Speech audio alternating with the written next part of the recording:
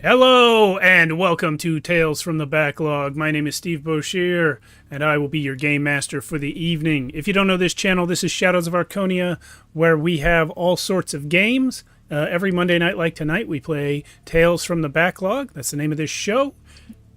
Excuse me.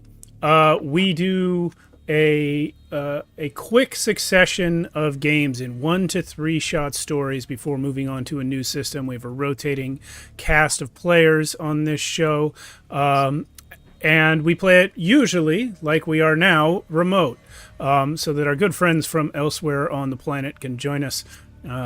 Alan is within driving distance of me. Patty and Cindy are far, far away, where it's a different time than it is here. So Monday is our night for this kind of game, and then on Friday night we have our in-person game at the table where we tell ongoing stories. We are currently in episode 4 of 5 of our current stint in Archonia No More, which Alan is GMing.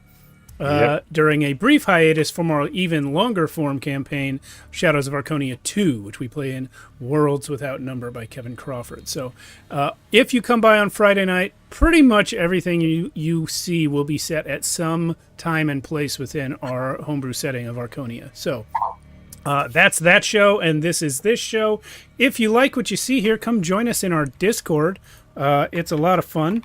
We're currently streaming live to both Twitch and YouTube, and if you want to see back episodes, come by our YouTube channel. You can see back episodes of both shows. Everything is there for your perusal, heavily playlisted according to the different game systems that we ran them in. Also, there's a Patreon. If you really like what you see here, consider joining us on Patreon. Every little bit helps. That is it for me for the moment. Tonight we are playing our third of 3 sessions in Crown and Skull from Runehammer. Before we go on, how about we introduce our characters, starting with Patty? Yeah, my name is Flo. Flolana Domna. I am a sure-footed stout folk. I'm from Rivergate. I'm a bit crazy, a bit disorganized. I do follow the skull. I am basically a wanderer, forager, alchemist, and that's me. And I like to fight with my wood axe and my walking stick.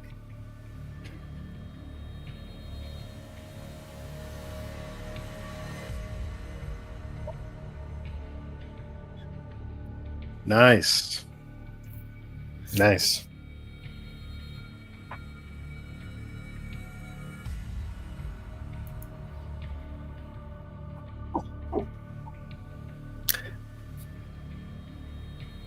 Hell yeah.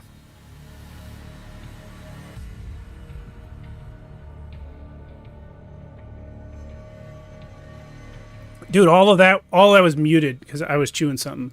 I was just saying hi, Glenn. Welcome. You're an OG. We're glad you're here. I was telling Alan about how your symbols burned into our table there. Always good to have OG. Always good to have an OG in the chat. Let's go on with the character intro. Cindy. Yeah, okay. My name is Brenora. You can call me Bree. I am a wood elf. I love to fish and swim. And somewhere I lost my boat, but I kept my trusty oar. And sometimes I whack people with that. I am looking for a black knight, and they're pretty much everywhere following me. I'm sure there's a conspiracy where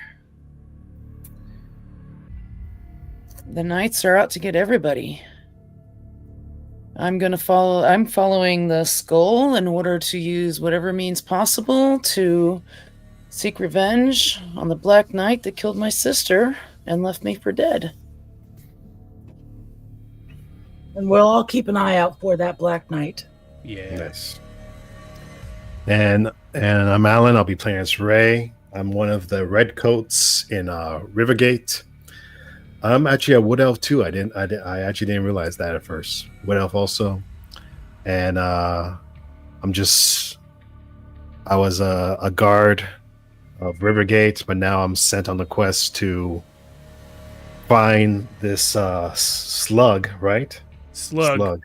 Yeah, he sounds familiar. Not related to anyone you know. To find this slug and put him to justice for the evil deeds that he's done, including killing my captain, which was Darius.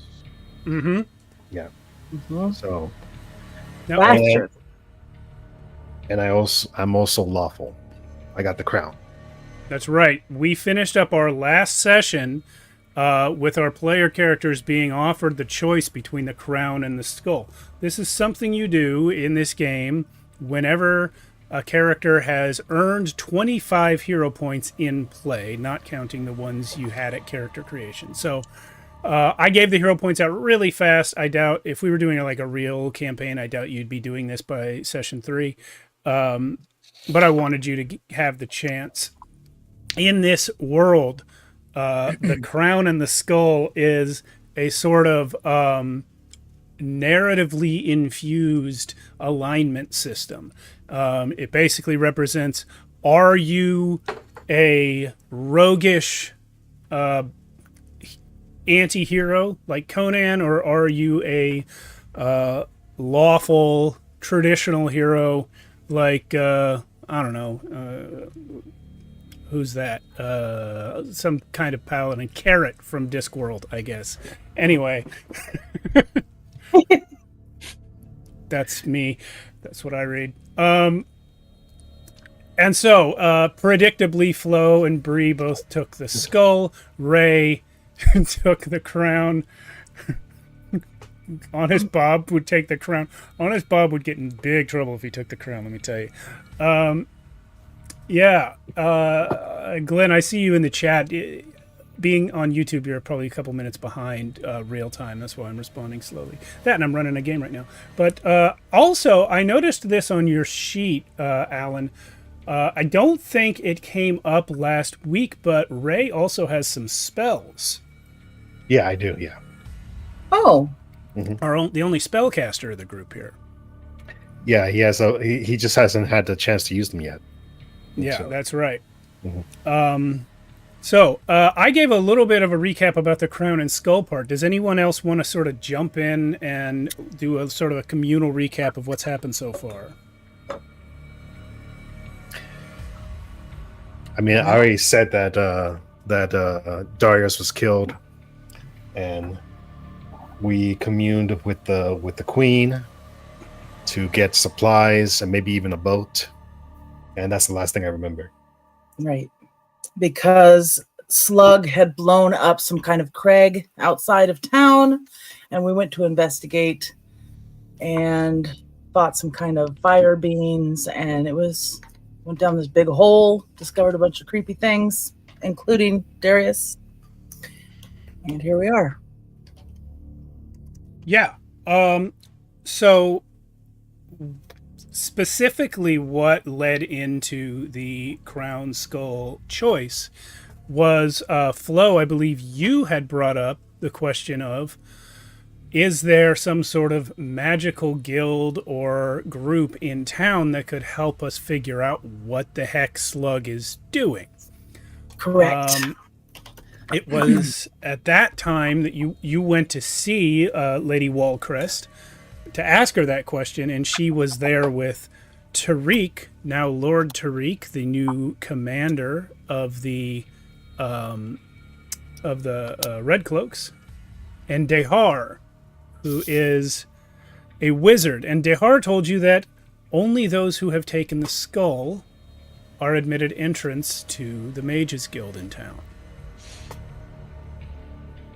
And it was at that point that you were given the choice.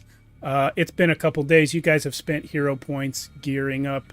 But Flo and Bree, you now have the skull. So if you wish to go speak to some Mages Guild members, you can do that now. I think so. I think we want to figure that out. I do have a question. When we took the crown or skull, Were we still in the castle, or were we outside the castle? It's not so much a castle as it is a big manor house. But Right. You were Sorry, inside, yeah. the keep with whatever it is.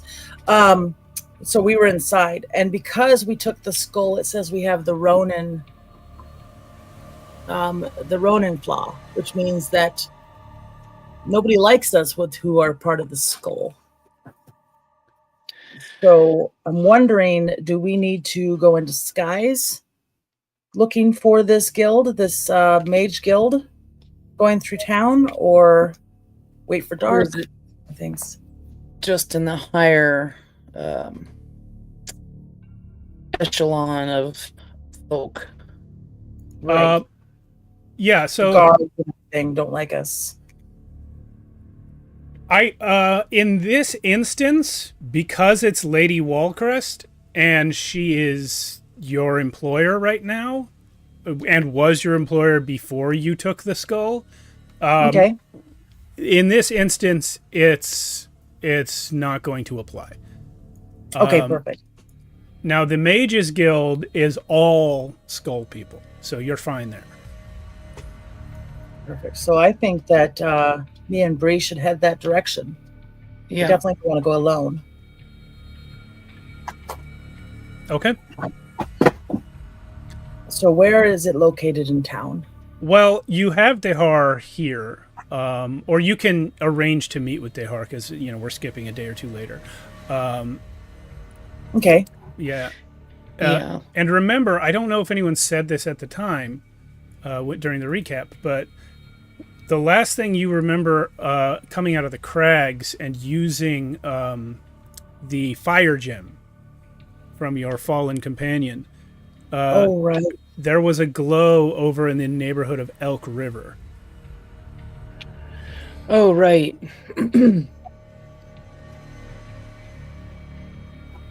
Is that where we need to? Let's meet up with What was his name? Jahir. Dahir? Dehar. Dehar. Yeah. Let's make a meeting with him. Maybe he could meet us at the tavern for a drink. Okay, taverns are good.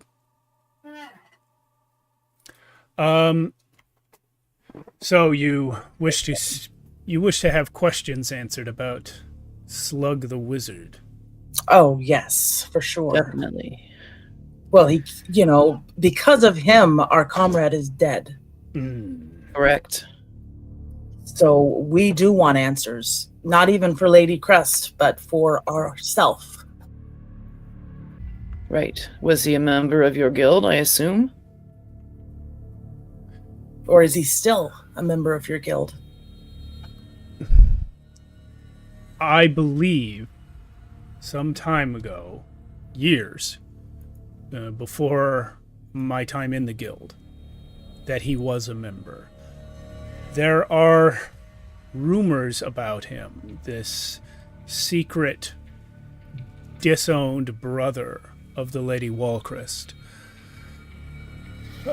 Still used the name Eric at the time that he was in the guild. But he was driven out. I never knew him. If there is anyone who understands more about him, it would be one of the elder guild members. Can we gain audience with one of the elder guild members, do you think? Yes, I can take you to them. You have to understand the Mages Guild is a loose organization. We have a shared building for meetings and collaborations, but there isn't too much of a hierarchy. The requirement of skull rings for members is to ensure that people there feel safe from meddling governmental interference. It sounds like the place for us then, doesn't it, Bree? Yes, indeed. Even though we are not magic folk ourselves. Okay. We would like answers. Well, he will take you to a large-ish building. sort of. It's in the nicer neighborhood of town, but just on the border of it, where you could throw a stone and hit the slums, and throw a stone the other way and hit a mansion. That's where this building is. It is not a home. It is built almost box-shaped, like a warehouse. But inside it is subdivided into many different rooms and floors. And he will lead you to someone. I'm with you guys, right? No, you are not allowed in this building. Oh, okay. You took the crown. Okay. And we can come back to you if you want to think about what else you're doing while they're doing this. But for now, Dehar takes you to... he takes you to an elder that he takes you to the building, walks around until he finds someone that seems old enough, basically. He says, this is the wizard Ferdinand. Ferdinand, these are new bearers of the skull who are seeking out the wizard's slug and would like guidance on how they might deal with him. Ah, says Ferdinand. I welcome you to our halls. Are you fellow magicians? No, not at we least not. as of yet. Curious about magic, of course, but not a wielder ourselves yet.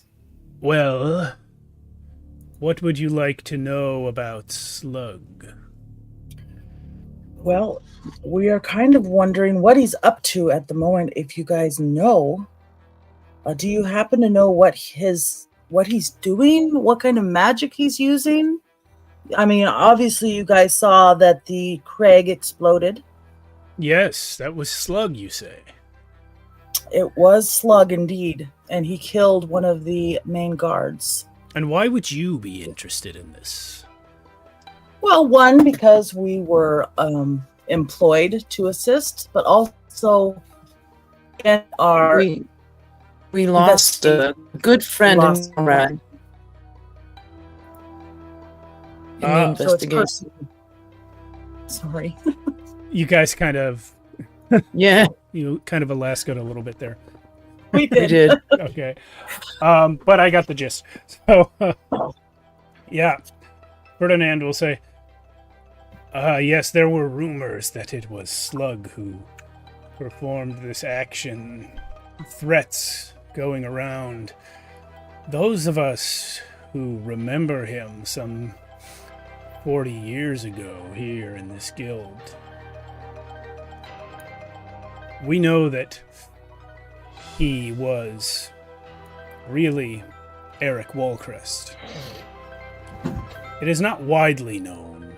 He separated himself from that identity when he became Slug.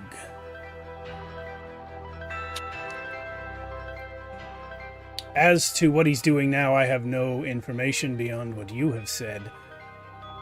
I could perhaps tell you something of the magic he uses.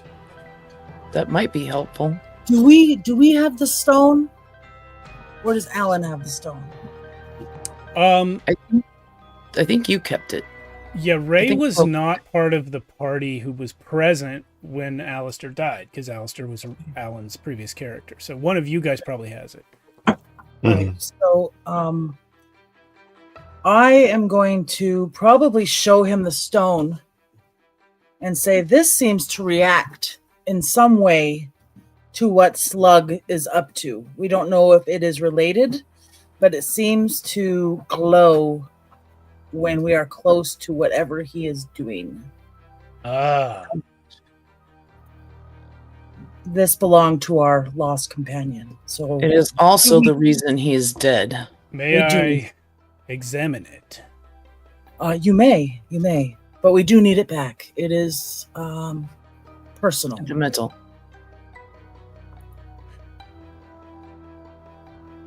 He will take it from you and sort of lead you with him into a little room on the side where he will he'll drop some like alchemical substances on it and sort of tap it with a little hammer and do some spells over it. Thank you. I completely pictured that too. It was Yes. wonderful. He's tinkering with it. Yes. He'll say, "This is an imp stone."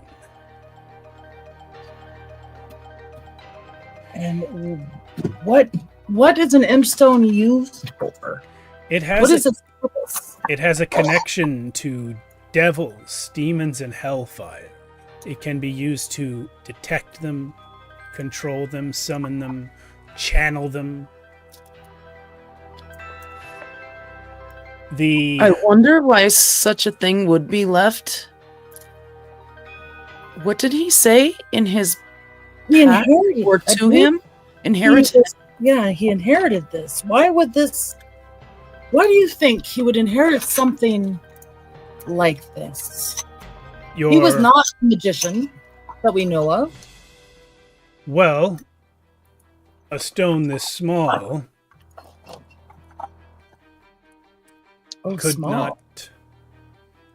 could not be of much danger to anyone. Perhaps a skilled magician could make use of it. I could make use of it for certain small feats.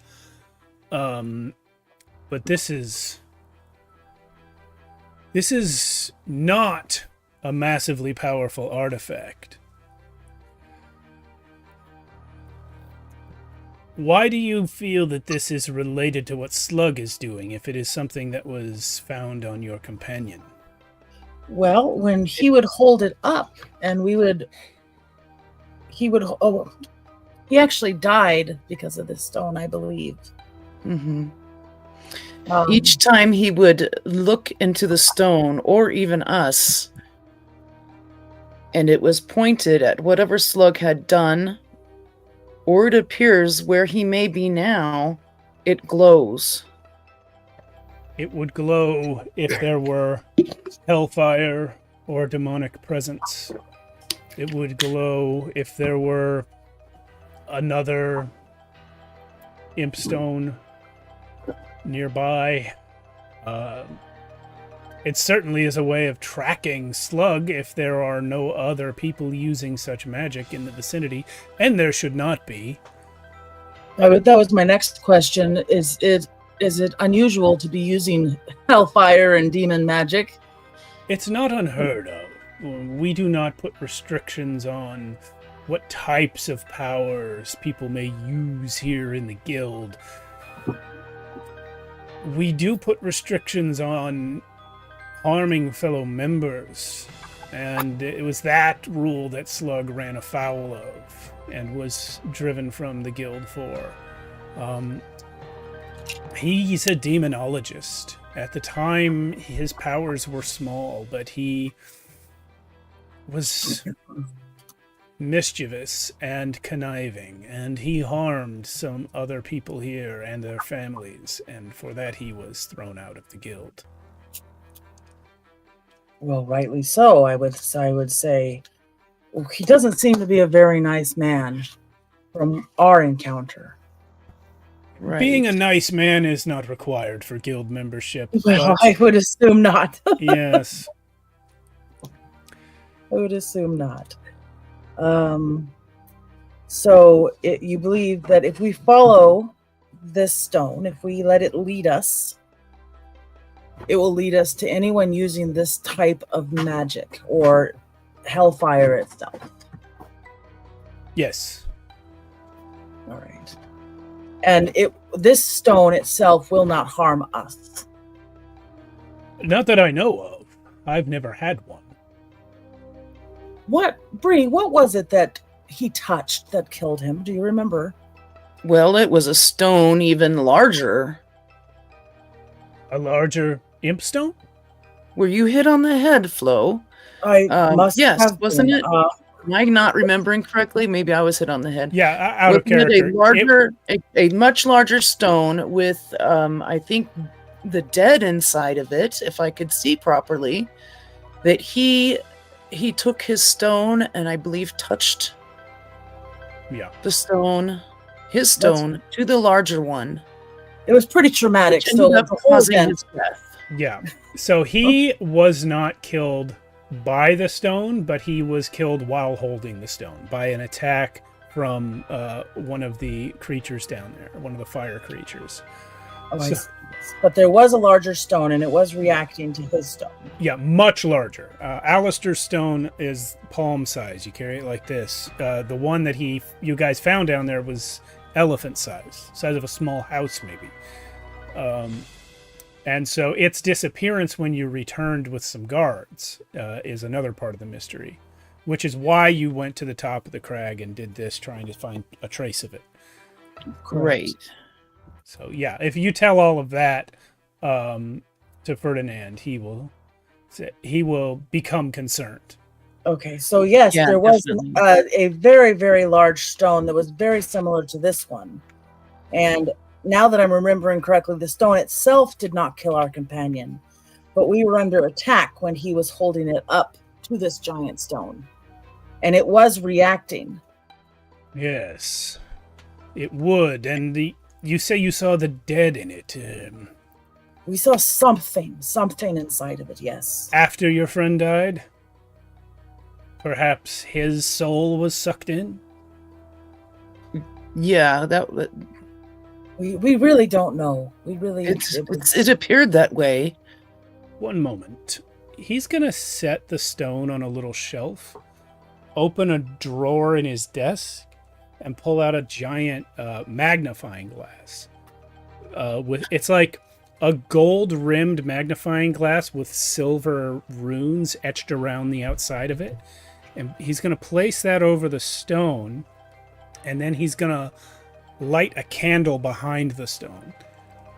And he'll say a couple of magic words and do a motion, and you see projected on the opposite wall of his study here the face of your fallen comrade, Alistair. It's Alistair. Alan, I'm going to ask you to jump back into Alistair for a second. Is that really Alistair? It's Alistair's soul in the gem. You've been in there the whole time. You have only caught bits and pieces of what's been happening around you. But you've been vaguely conscious. This is the first moment of full consciousness you've had since you died. Can I see them? Yes. You can see them from the point of view of the gem. That's the angle you're looking at it from. So they probably look huge to me, right? Yeah, I mean, it's not like Honey, I Shrunk the Kids or anything, but you are lower than their eye level, yeah.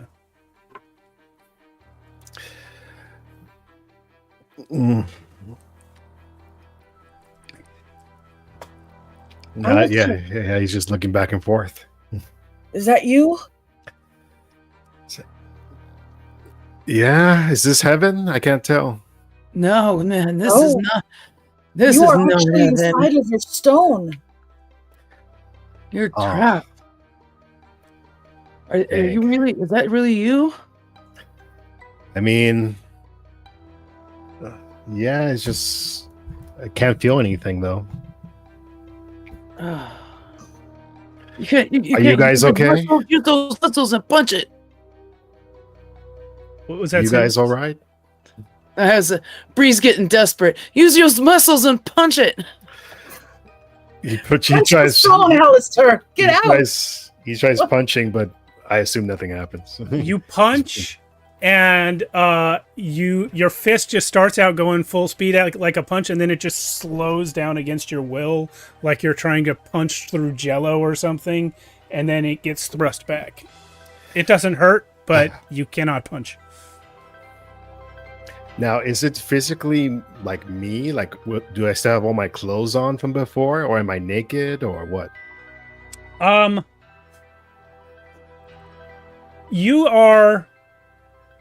Well, I know you probably don't have Alistair's sheet handy, but I'll just say roll a d20 real quick. If you get under a 6 on it, you'll get a little more information, and if not, I'll tell you what Under you a see. 6. Okay, Yeah. let's see. Oh, I got 13. Okay, so looking down, yes, you see your body and clothes. But you are also aware that you died, so that doesn't make a ton of sense to you. Okay. Is there any way we can get him out of this stone? There is a way, perhaps. And Alistair, you now notice, maybe for the first time, that Ferdinand is here, the wizard Ferdinand. He will look towards... I imagine, Flo and Bree, that you've been talking to the face projected on the wall. Yes, yeah. Because that's what you see. But Ferdinand will turn to look at the stone because he is aware that you're seeing from that direction, Alistair. And he'll say, Mr. Alistair, I offer to you a choice. It is within my power to release your soul from this stone, at which time you will move on to whatever dimly understood thing happens to the dead.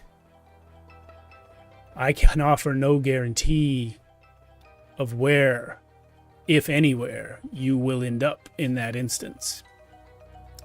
If I do not release you, you will remain in this stone potentially forever.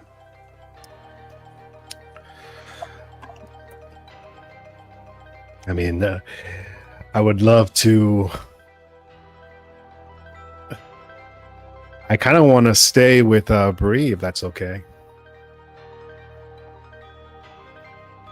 If you wish, I can leave you in the stone.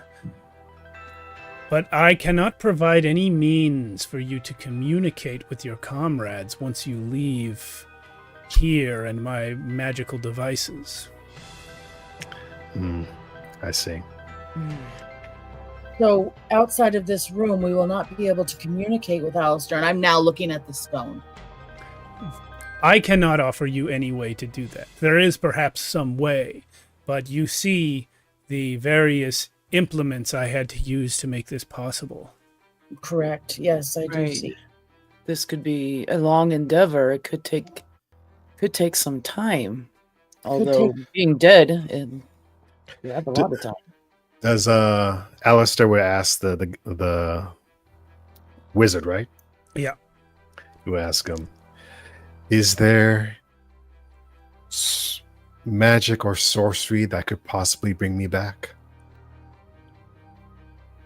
Do you know of any such magic or sorcery?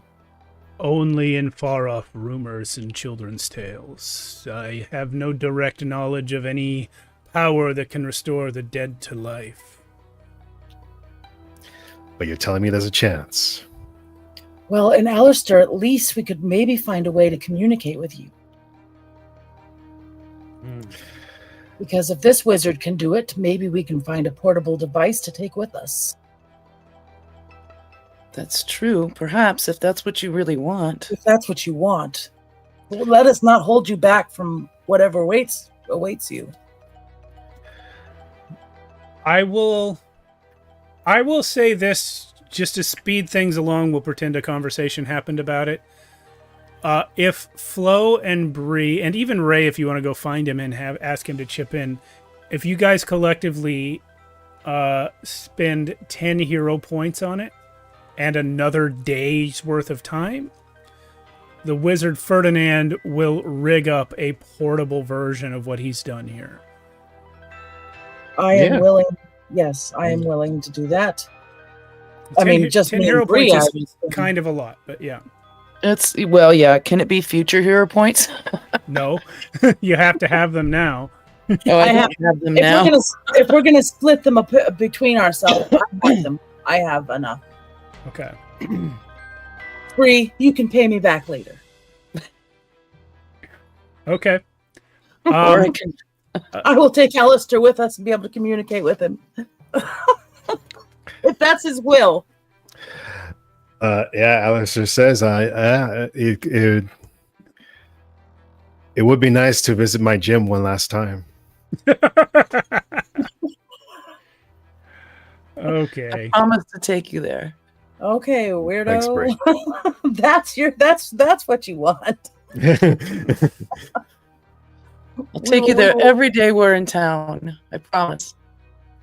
Bree, I hand you the stone and I say, he is all yours. I got it. Now you got pocket size Alistair. Yeah. All right. Nice. So, you guys are putting another day into this then. Yep. In the meantime, what is Ray up to? Well, what do people with the crown usually do? Well, I mean, they follow orders, but right now your orders are to lead this expedition. So Yeah, who's the person who gave me the crown again? you were given the crown by Lord Tariq, who is the new commander replacing Darius. Yes, I guess I'll just speak to Tariq. Ray, how are you? You've fallen in with these vagabonds, I see. Well, desperate times call for desperate measures, Indeed. and you see what happened to our friend Darius. Yes. A foul wizard, and I have to be honest with you, I don't know that this Dehar is much better, but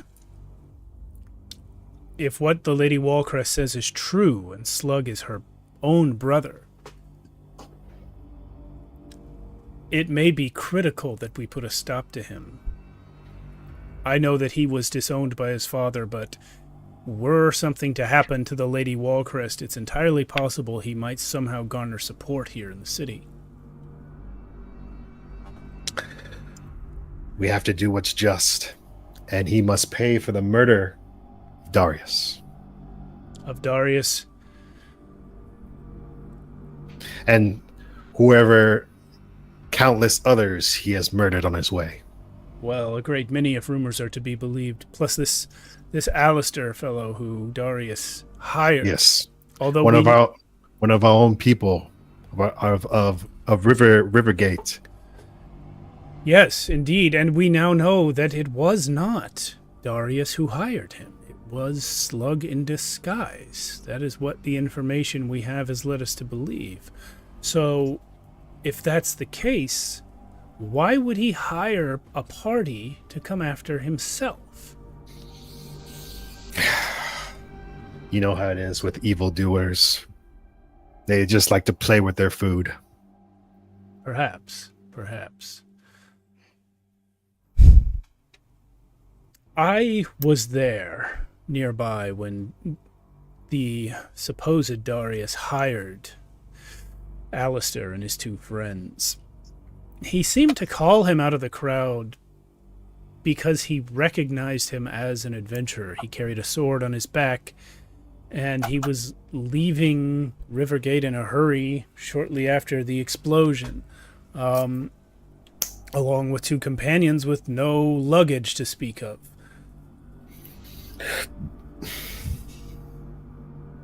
Seems to me just like a cruel joke he's playing. Well, what I wonder is, that was a reasonable explanation for why Darius would have hired these people, but why? It was clear to me that he did not expect to see people like that.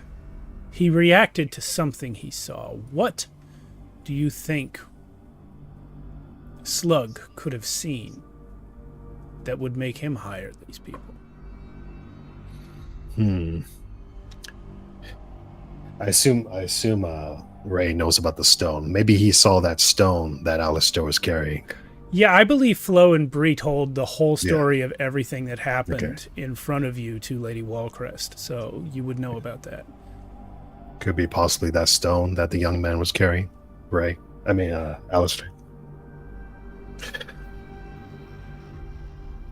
Didn't he already have a gigantic one? Again, this Slug's intentions are strange to me. Indeed. Because if he could just impersonate anyone he wanted, why not just go straight up to Lady Walcrest and kill her at night? He seems to be less than capable of carrying out his threats. That's my understanding of his actions. If he, like you say, if he could do all these things, he would have done them already. Yes. He keeps threatening and cajoling. We put him in prison, I think. Why didn't he stop us then? And yet, something he did destroyed the Eagle Crag. He is perhaps amassing power. Yes, perhaps his main goal isn't just to kill Lady Walcrest, but to kill everyone in Rivergate. It does seem that way.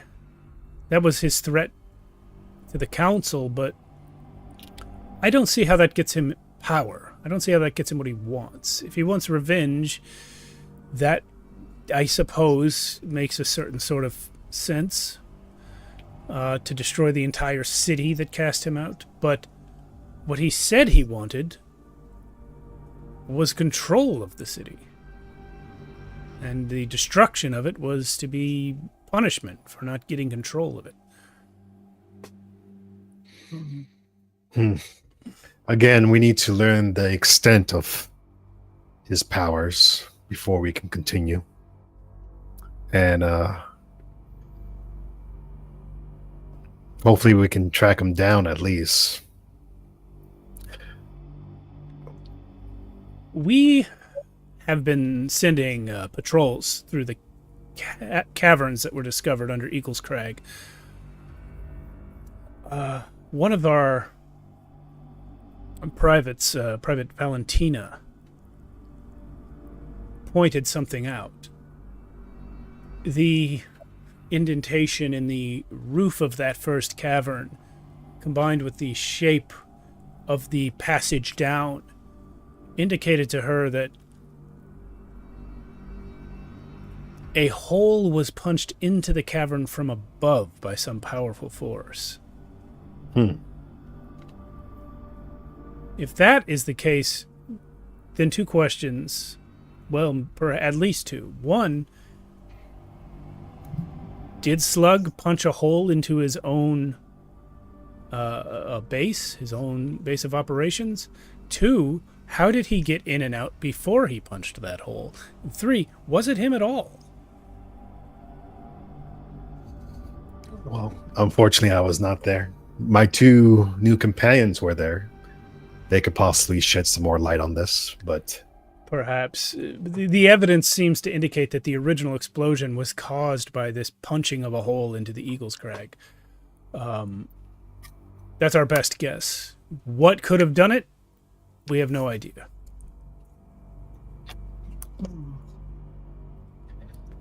Well, again, that's why I rely on these new companions of mine, because I am in the dark as much as you. So, indeed. Well, be careful. I have the crown on my side. That's all I need. All right.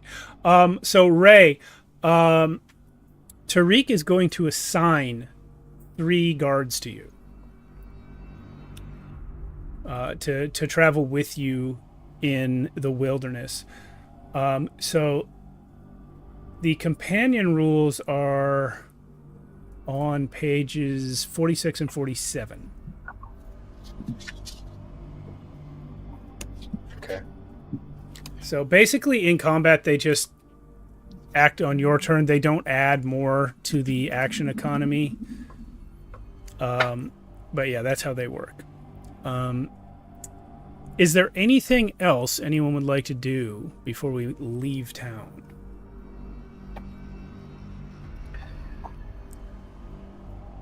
I mean, I'm good. Right now, Ray's just waiting on Flo and Ray for more information. So we will come together, I think, and we will plan for where we're going to head. I would assume we're going to head in the direction the stone is shining. Is that still our plan? That's up to you Seems guys. like our best lead. You guys, where did Alistair get this stone? Don't you think it's suspicious that he inherited this stone, but he has no knowledge of what it did or what its purpose is or why it was important? And then it reacted to that giant stone that was in the cavern.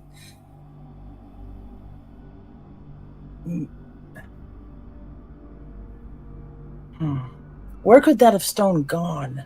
Where could that stone have gone so quickly? Well, obviously magic was used for that. But is Slug that powerful? He seems kind of like a ween to me. Well, he might Does have this kind of allies. magic? This is true. What are your thoughts, Bree?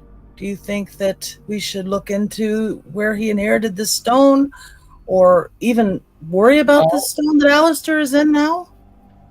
I wouldn't know where to even look. Me either. Are we at the point, GM question, that we can talk to Alistair yet? We can skip to that point in time if you want. Yeah. It will, like I said, it'll take Ferdinand a day to rig this up. What he eventually gives you is something that is like twice as big as the stone was originally. It's got all this metal working around it to hold a lens in place. And he says, basically, you got to set this up and light a candle behind it and point it at the wall like I did in the study, and you'll be good to go. Okay. So I can't just lift it up and talk to it. Okay. No, you still have to do a projection. Well, he will say it doesn't have to be a candle, but a light source. You could maybe do it with the sun if you want to hold it up into the sky. We could set this up at the gym. We could, but we have spent a lot of time in town. Ray, what do you think? Do you think we should get moving? Talk to him on the way? Can we talk to him on the way? It seems like a pain in the butt to get this light on sun. Well, we can always make a torch or campfire. This is true. This is true. We should get going. We should at least make progress, I think.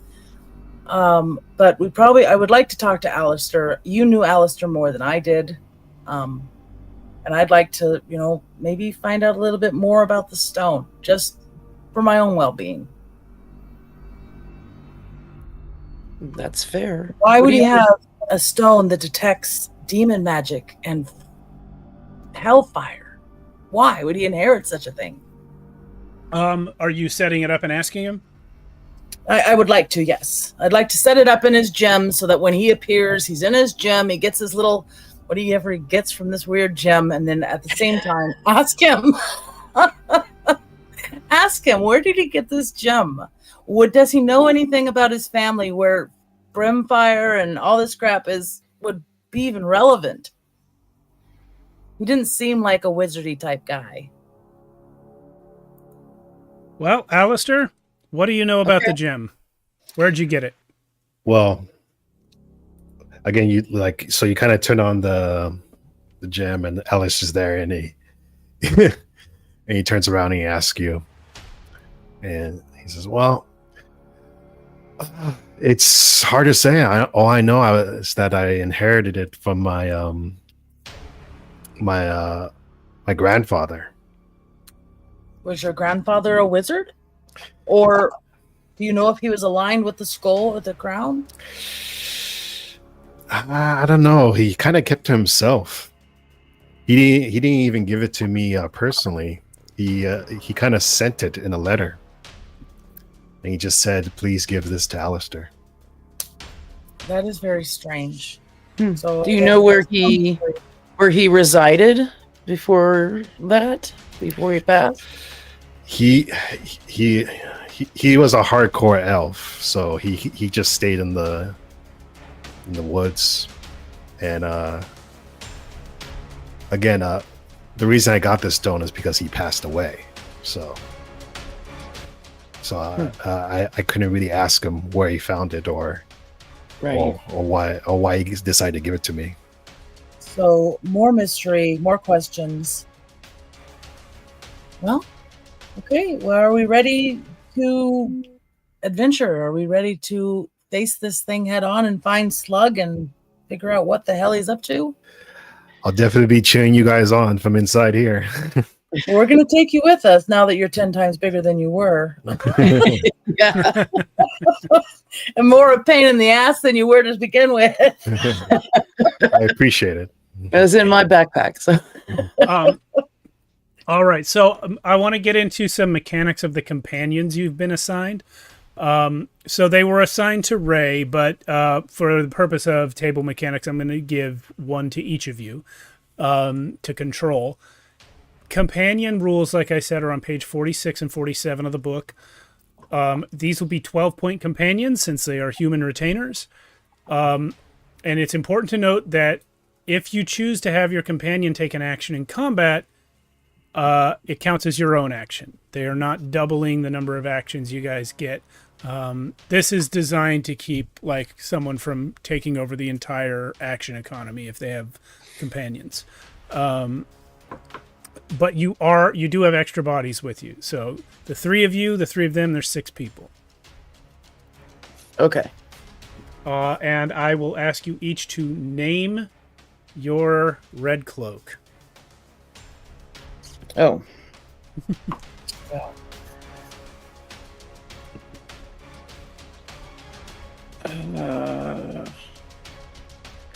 I'll name mine Craig.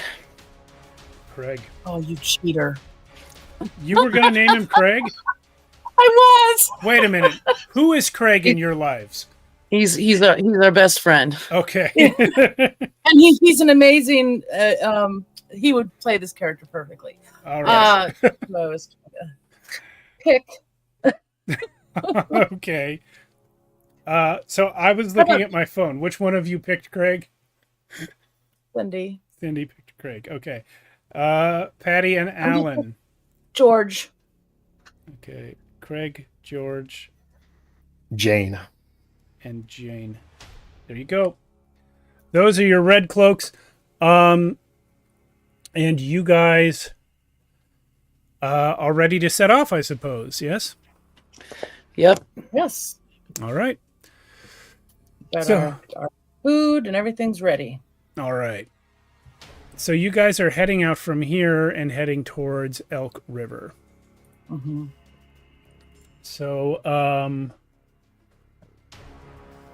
do you guys mind if we take our break a little early tonight and then get into the travel? Oh, not at all. Yeah, that's fine. Mhm. All right. Well, I will say, before we go to break, I will leave you on one thing. You guys are about a day's journey out from Rivergate. You have spent a night, woken up, packed up, and are starting to leave. When you round a corner, you round a large tree, basically, heading through this sort of lowered area, valley, through some hills in the forest. Come around a bend, and you hear a voice that says, "Gold Hook," from behind you. Gold Hork. Gold Hook. Gold hook. Bree, you turn and see standing there in full plate armor with an enormous claymore sword, a man in black plate armor. And that is where we're going to take our break. Yeah, you are. All right, everyone, we'll be back in 10 minutes. And Bree just peed herself. Yeah.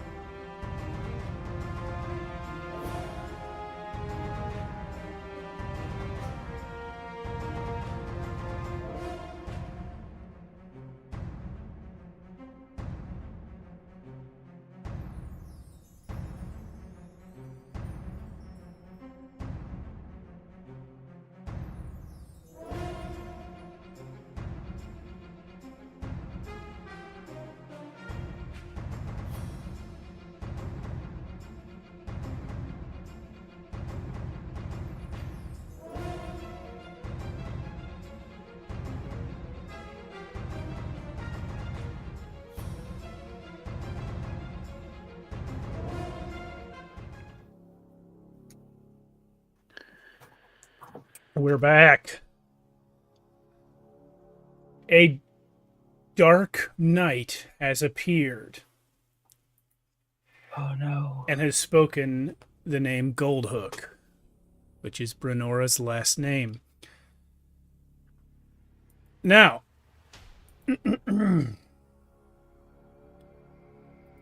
as I was saying before the break, you guys each have a companion from the Red Cloaks. I'm going to give them all, because they are trained guardsmen, I'm going to give them all the deadly trait, which means they will roll 2d8 instead of 1d8 for their damage. But other than that, they will follow the stats for a 12-point companion as listed at the bottom of page 46. So they'll roll 2d8 for their attacks, 3 for skills, value 9 defense. And in combat, you each roll, you each act either as yourself or as your Red Cloak, not both on the same turn. But for now, no one has attacked. This man in this dark plate mail has just spoken the word Goldhook and presented himself in front of you, or actually behind you guys. Right. And I've already turned around. Yeah, I assume everyone has. Yeah. And as far as the sort of makeup of your party now, it's now 4 Red Cloaks and you two. So, that's the sort of party balance here. Sorry, where are we again? You are a day's travel outside of Rivergate heading east. I'm going to say that this happened when you crossed the first hex line. So you're probably around here. Nighttime? Daytime still? At this point, it's morning. You guys spent a night and got up, and then this happened. Okay. So the first thing Bree is going to just like scream and pull out her brand new cold iron scythe and jump in the air and swing that at this guy's throat. Okay, so no talking. Got it. We're going right to No combat. talking, no. I need phases for everyone. When is a good time for the... Remember, the healer should go last, right? Because if someone drops dead or drops to 0, the healer has to save them before the end of the round. I think I'm the only one who has healing light, huh? I have healing light. Right, and Yeah. I just have, I believe, let's see, medical skill, and I have the bandages. So I should probably go either last or second to last if you have a healing light spell. Yeah, I have a healing light spell, so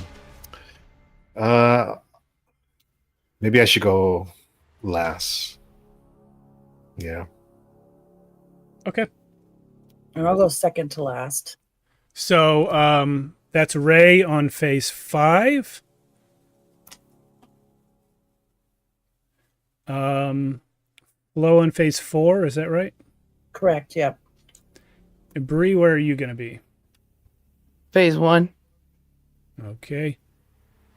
Now, I would like to point out at this point, as written in the book, you sort of decide your phase and you stick with it unless you want to change between combats. But I think in practice, everyone's going to do it like this, where you just say at the start of combat. And then the knight. So the knight's going to actually end up on phase 2. That makes it your turn, Bree. You are leaping through the air with your scythe, heading at this knight. Roll damage.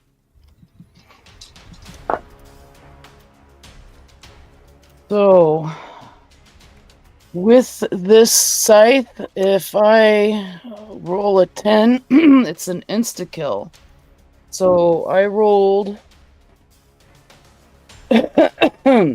20.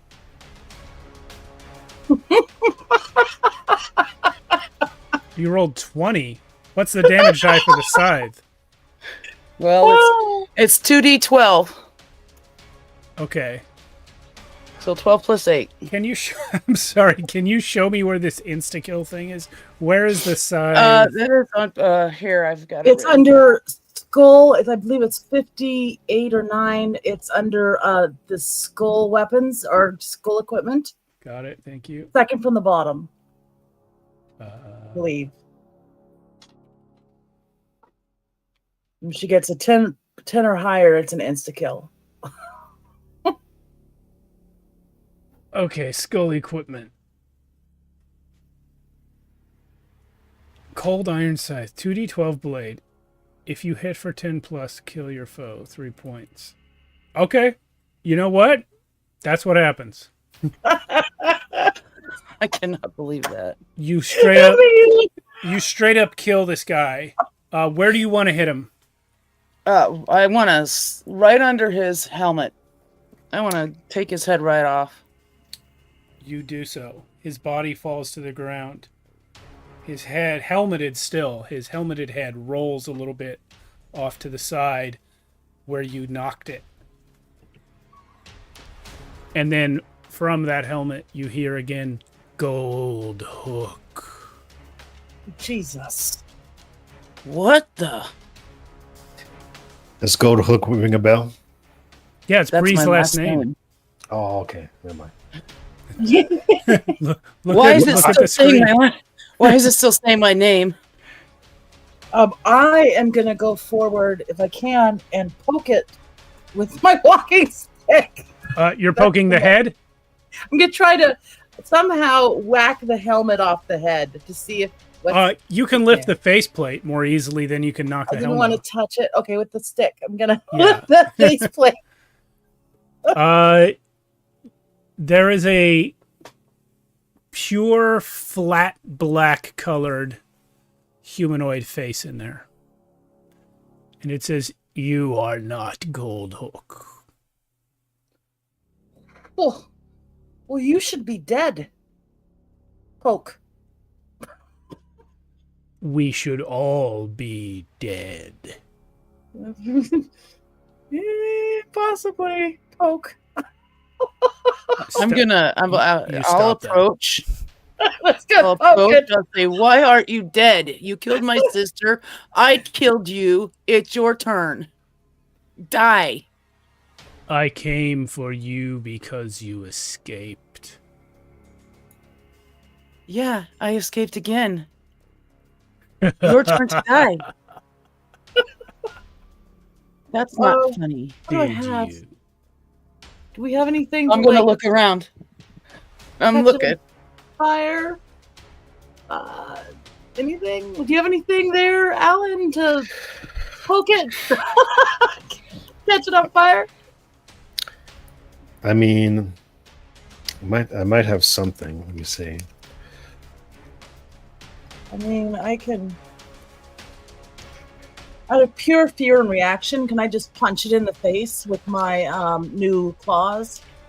You could, but I mean, is that really like an It's not gonna instinctive? die, but Well, It's a head on the ground. You'd have to like get down on your knees to do that. yeah, I'm little. Yeah. Oh, that's right. Yeah, I forgot. I'm little, and I got these new claws with my ring, so I want to like just punch it. You impale it. How long do you think the claws are? Oh, probably about that long. Okay, you crunch it right under the cheekbone, and now it's stuck on your claws. And it looks at you and says, "Release me." Die! Bree, help me! I'm stuck. Do you have anything to help pry my claws off? Strength or anything? Ah. Well, I guess I'll grab her arm and put my foot on its face and or on its helmet anyway, and try to pull her free. Yeah, you can easily pull the head free. It no longer has the use of its body, so its threat is limited. We should search its body. Why is it looking for you, Bree? Who are you? I thought you were just a fisherman. I am just a fisherman. Then why is this undead, weird, black-faced? Hey, red cloaks, what is this thing? Let's see. Yeah, would I know anything about the knights? Ray, you do not. But George will walk up and say, I've heard something of dark nights like this. Some have said that loved ones of theirs will disappear in the night and then return clad in black armor, demanding further lives.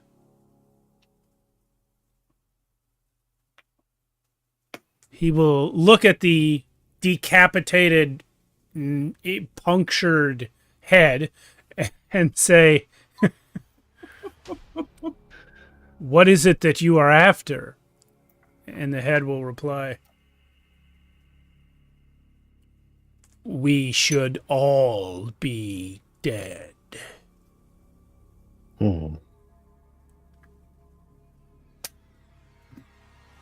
Yeah, but we're not, Creeper. Well, I'll search its armor to see if it's carrying anything of importance. So you said that these guys will show up and steal or kill or make one of your loved ones disappear, and then the loved one will come back looking for its life? It will come back and the sort of, bedtime story is someone disappears, they come back as a dark knight, and they start demanding other people that they can kill. Bree, is this your sister? No, I buried my sister. No, this is a male. But if you are saying that out loud, he will say, no, I'm definitely saying it out loud. she is far from here. Where is she, you creep? She seeks the lives of those she knew, as do I. You turned her into a dark knight? In a manner of speaking, more accurately, the darkness turned her. You really are a creep. Hello, was it you searching the guy's body? I was gonna, yeah. So there's nothing except a greatsword and the plate mail. Can you guys use this weaponry and armor? So the stats for these things are on page 33. It's actually going to count as a chest plate and steel shield. Nice. Which can be divided amongst you. So for the chest plate, that's +4 to defense, but -3 to stealth, and you can't swim. For the steel shield, that's +2 to defense, and it absorbs 3 hits before attrition.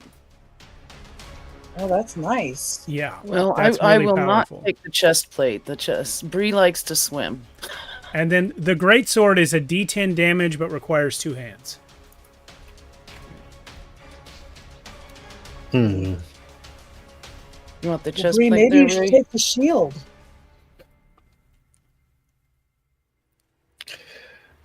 I mean, You could take it off before we have to swim, right? Yeah. This guy was wearing the shield on his back. He had the sword in both hands, so he couldn't use the shield. yeah, Compared to my height, how big is this shield? All of it? So if I hold the shield, I am behind it. Mm-hmm. It's like a tower shield for you. Yeah, Nice. you cannot effectively wield it. This was a human-sized No. person. But I can very, very easily hide behind it. But no, I cannot. Hey, George, carry the shield for me. I mean, George can just have the shield if you want him to have the defense bonus. Yeah, I do. Yeah, why not? Okay, so yeah, again, that's +2 to his defense, and it'll absorb 3 hits. Wait. What are his stats again for me, please? I can't read the book. Yeah, no problem. It's 2d8 for his attack damage. Okay. He has 3 skills at value 9. You're kind of supposed to decide what the 3 skills are, but I mean, I'm sure you guys will do all the skills, so no big deal. And right. Then his defense is 9, but with the shield, his defense is now 11. Defense is 11. And it will absorb 3 hits before any attrition gets through to him. 3 hits. Okay. So you've one-shotted the big Dark Knight thing that I was going to do.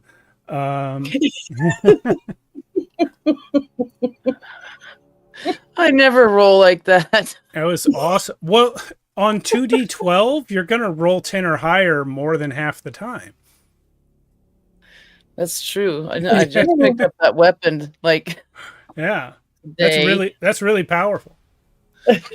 But that's good. You know, this game, the combat parts of this game are designed to make it go real fast. So that's cool. Well, and the fact that you're just so overwhelmed by this knight that you just one-shot him and you're just this little elf, I just love it so much. Yeah. He deserved it. He did. So So I'm gonna kick his head. let's just burn him. So I have Flint and Steel You guys are going to start a fire? right inside his helmet. Are you going to burn just his head or his whole body? Oh, we probably should put his whole body in there, huh? What do you think, Not Ray? animated anymore, but probably you're probably right. We could start with the head and continue. We don't want to get up, walk around, and kill more people. No, we don't. I do have a spell that's called Purify. What does that do? What does that do? Oh. It says it cures the target of all afflictions. So maybe if I cast it on the body, it might purify it at least. Before we burn it? I'm going to say, are you casting it on the body or the head? Well, the head. When you cast it on the head, it dies. And the skin turns from that solid, flat black into a more natural humanoid type skin tone, a sort of brownish skin tone. And Bree, you realize that you know this guy. Oh. He is a farmer from your village who disappeared about a year before the attack on you and your sister. Arthur? He's Who's dead. Arthur? And That's Arthur, you guys. I'll say this also, Ray, when you cast that on the head, the body also changes back to normal. Good. The farmer? So the Black Arthur, you Knight- guys. You're saying the Black Knights probably killed this guy. He's coming out to seek his revenge. Ugh, this is creepy. This whole Black Knight thing is terrible. Jane the Red Cloak will say, he did say that they seek out those they knew. Your friend Arthur sought out you and your sister to attack. Yeah, and he said my sister's out there, didn't he? Who is she Did. attacking? God. Who did you know besides your village? There's people in my village. Until I left it to go hunt the Dark Knights. Oh, I that's haven't terrible. been back. Now, Bree, I'm going to zoom out on the map here. Where would you say your village is? How far from I'd say it's pretty close to Rivergate? to Rivergate. That I would say I'm from Rivergate, but I'm Okay. in that little fishing village, right there. Okay, so maybe like around here. Yeah. Okay. Unfortunately, you guys are here right now Yeah. And we don't want to And maybe heading- sidetrack to go save your village, and but maybe heading we the other should. way. Right. So when you Maybe guys too late anyway. when you guys start a fire, put the head and the body of this Black Knight on it. It burns like normal. Of course, he's no longer a Dark Knight since Ray has cast this purify spell on him. Mhm. He's just a dead human body. He can at least rest now. Well, he can rest, but poor Bree's sister, Yeah. your village. What are we gonna do? We're torn between going after the spineless slug or saving your village. No, it's been years since I've been back to my village Why did you not return? If it's because so I'm close? hunting dark knights. But we Oh. know information now. We have to spread the word. If someone is killed by a dark knight, you need to burn the body. And also purify it. Purify it and burn it. Yes. Yes. Well, now your mission has changed, I would think. That's pretty much the same. I just need to make sure Ray's with me. Yep.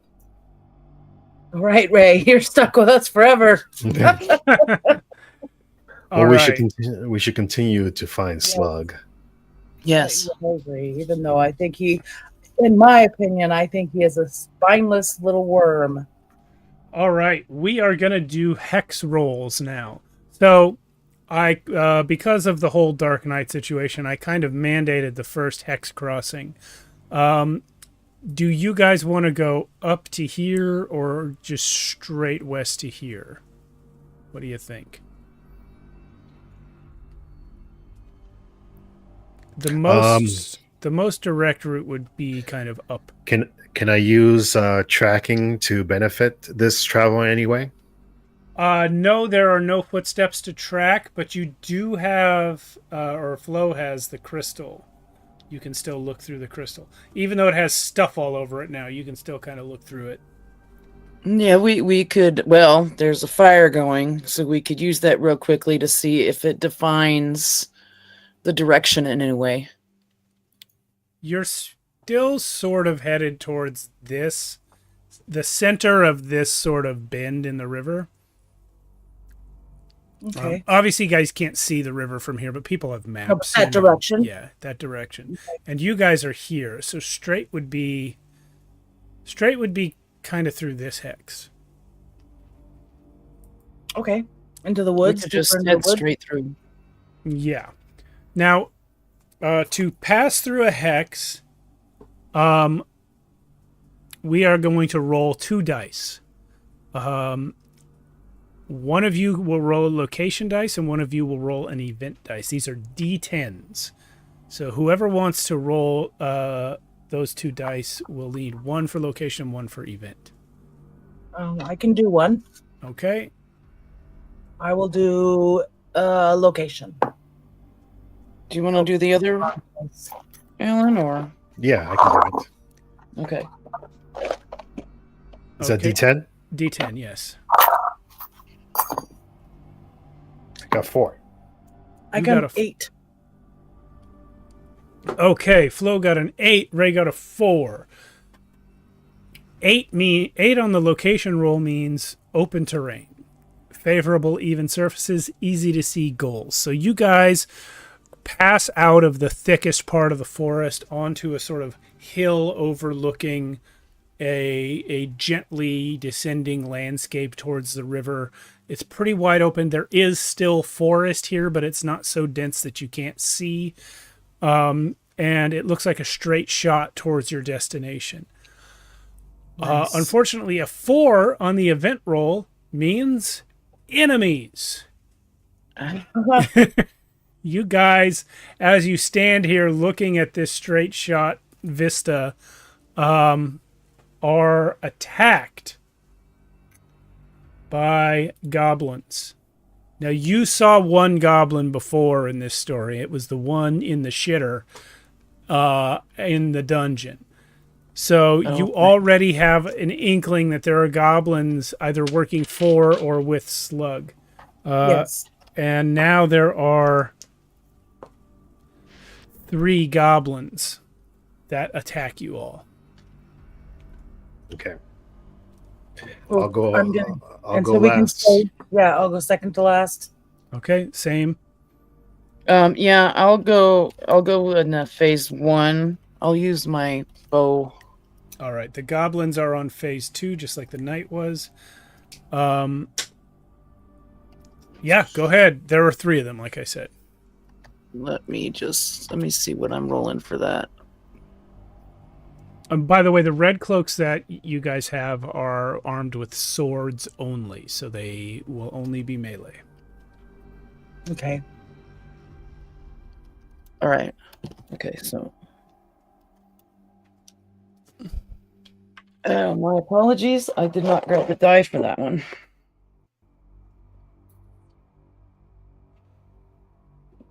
Here we go. All right, that's a 5 damage. 5 damage? Yeah, With your bow? with the bow. What part of his body would you like to completely impale? We'll do right through the chest. Cool. And the arrow comes out the back of him, and he's still running towards you guys screaming as he face plants and dies. Nice. All I right. wasn't expecting that, but yeah. Yeah. goblins. It's just goblins, guys. Come on. It is. Goblin's turn now. Goblin number 2 runs and hides behind a tree. So you guys don't see what happens to him. He runs behind a tree and you lose track of him. Goblin number 3 pulls out some sort of rickety gadget made out of wood and wire, and he flips a lever on it, and a spinning blade flies towards Flolana. Please roll defense. Yikes. Actually, you know what? Tetanus. This hits all foes, so all of you, please roll defense. I got a 15. Okay? Defense is D20, right? Yeah. And then whatever our defense is. Has to be under our defense. Yeah, you want to roll under it. Oh, shoot. Then I failed. Okay. I was rolling out. Because I default defense is 6, right? Yes, but there is a -3 to it with this goblin. With this rickety gadget. He's giving us -3. Yeah. Because he's just sending blades flying everywhere. So they can be kind of easy to see and dodge. Yeah. Okay. Okay, so I dodged it. So yeah, I dodged it too. I did not. Okay, you're going to take 1 attrition there, Flo. It can be either equipment or skill. All right. I'm going to get rid of my flint and steel.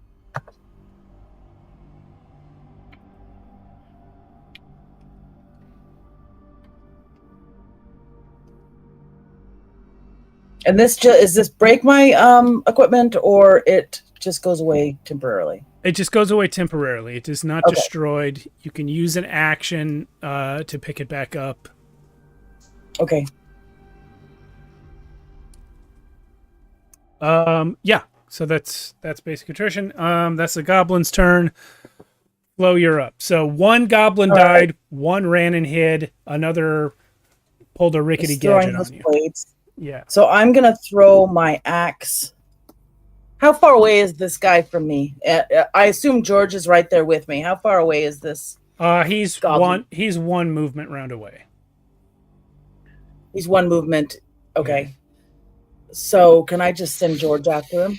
with You his sword? can, but remember, George's action counts as your own, so your turn will be Yes, of done then. course. And you have to choose movement or attack. So if you send George to move towards this goblin, that's all you're doing. Can George move towards the goblin with his shield? Like With his shield up? Yeah, with the shield up. Yeah. Okay. I'm gonna have George do that in front of me. He's gonna step in front of me. We'll move one movement forward with the shield. Okay, done.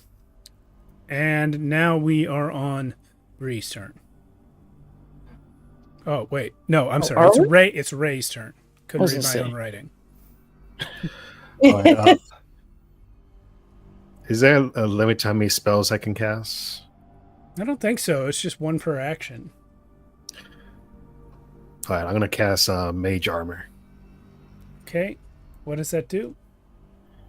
It just gives me another point of defense. Let me make sure. Spell. Yeah, I don't see that on the basic spells list. Let's see. So I don't think it's called Mage. I think it's just called Armor. Yeah, it's on 37. Yeah. Yeah. So it adds +3 defense. Okay. Yeah, +3 defense. Yeah. So we'll say that lasts for this scene. It only lasts for a scene. The scene is the battle, right? Yeah, the battle. Yeah. Okay. Well, it's still good. I'm adding +3 to my armor. Yeah. Yeah, that's good.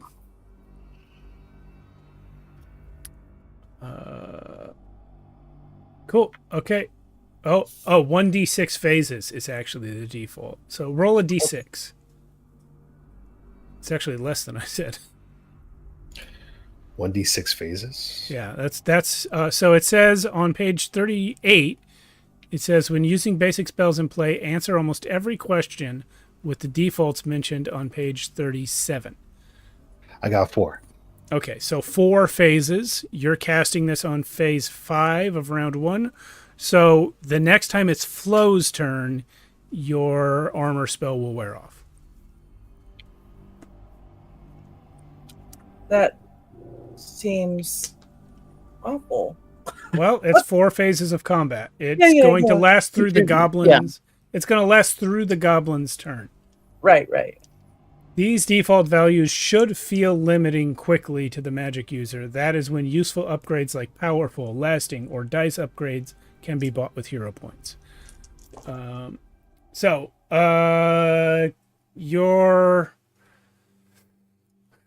You're good there. Bree, now we're back to your turn. Okay, so in order to put myself within bowshot of this goblin, is that a quick step or is that a movement? You're already within bowshot. All right, well then I will shoot my bow.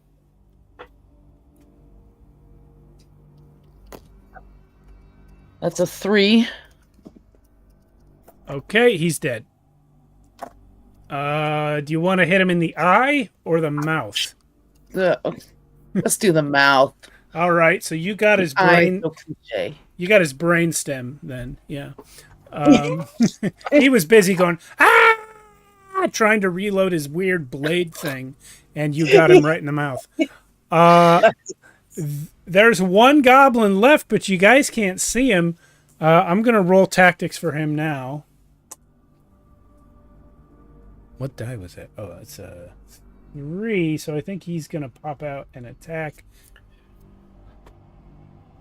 Yeah, he's going to move to... I'm going to roll a d3 just to see which one of you he attacks. He's going to move to Flo. Of course. Of course he is. Is George still in front of me? Yeah, he is. So he's actually attacking George because he can't get to you. So roll defense for George, which is going to be 9 plus whatever the shield bonus was. I think 2. 3. Okay. So if you get under 12, George blocks it. It's good. Okay, so this goblin runs to you, George steps in front of you with the shield. He clanks his sword off the shield, and now it's Flo's turn. Okay. So George can hit him, or you can do something. I'm going to have George just whack him with his sword. Okay. And George is a 2 die 10, correct? 2d8. 2d8. 16. Oh, George kills this goblin 3 times. Just cuts him. Goblins have 2 hit points. He just slices them in 3. Yeah. George hasn't been out of the keep in a while. George technically kills him 8 times. Nice. Good job, George. All right. Well done, everybody. So you guys are here in this hex. You're going to spend another night before moving on to the next one. But I will have you guys roll another location and event die before we continue. Those were 8. You want to roll this time, Bree? I rolled last time. Okay, whoever tells me a number first, that's going to be the location.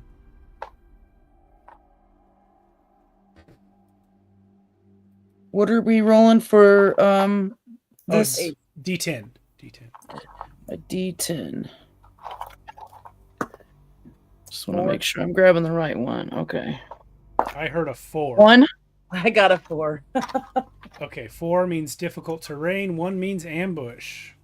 Great. You want to switch those since you're supposed to? It's not good either way. They're both very low Okay. numbers. We're screwed either way. If it's 1 on terrain, it's deadly terrain. Oh man. Okay, we're good. Yeah. Ambush by. So difficult terrain. It means bad sight lines, cluttered ground, gaps, or chasms. And ambush means heroes are caught unaware by formidable enemies. Oof. Okay. Okay. So as you guys proceed through this broken, obscured terrain nearing the Elk River now, you guys are now officially in the same hex as the river here. You kind of get the impression that at some point the river was much broader than it is now, and it tore up the landscape at that time when it was passing through. So now there are all these rocks jutting out, broken trees, things like that. And as you're passing through a sort of narrow crevasse, 3 dark knights appear and attack you. 3 of I them. just gotta do 3 criticals, Brie. You got this. All on me. I don't think I get to go first since they caught us unawares, do we? I'm keeping you guys on the same phases that you used before. Okay. Unless anyone hates it. I do not hate it. No, I can keep it the same. Yeah. Okay. Where'd you go? All right. That is. Bree, you're up.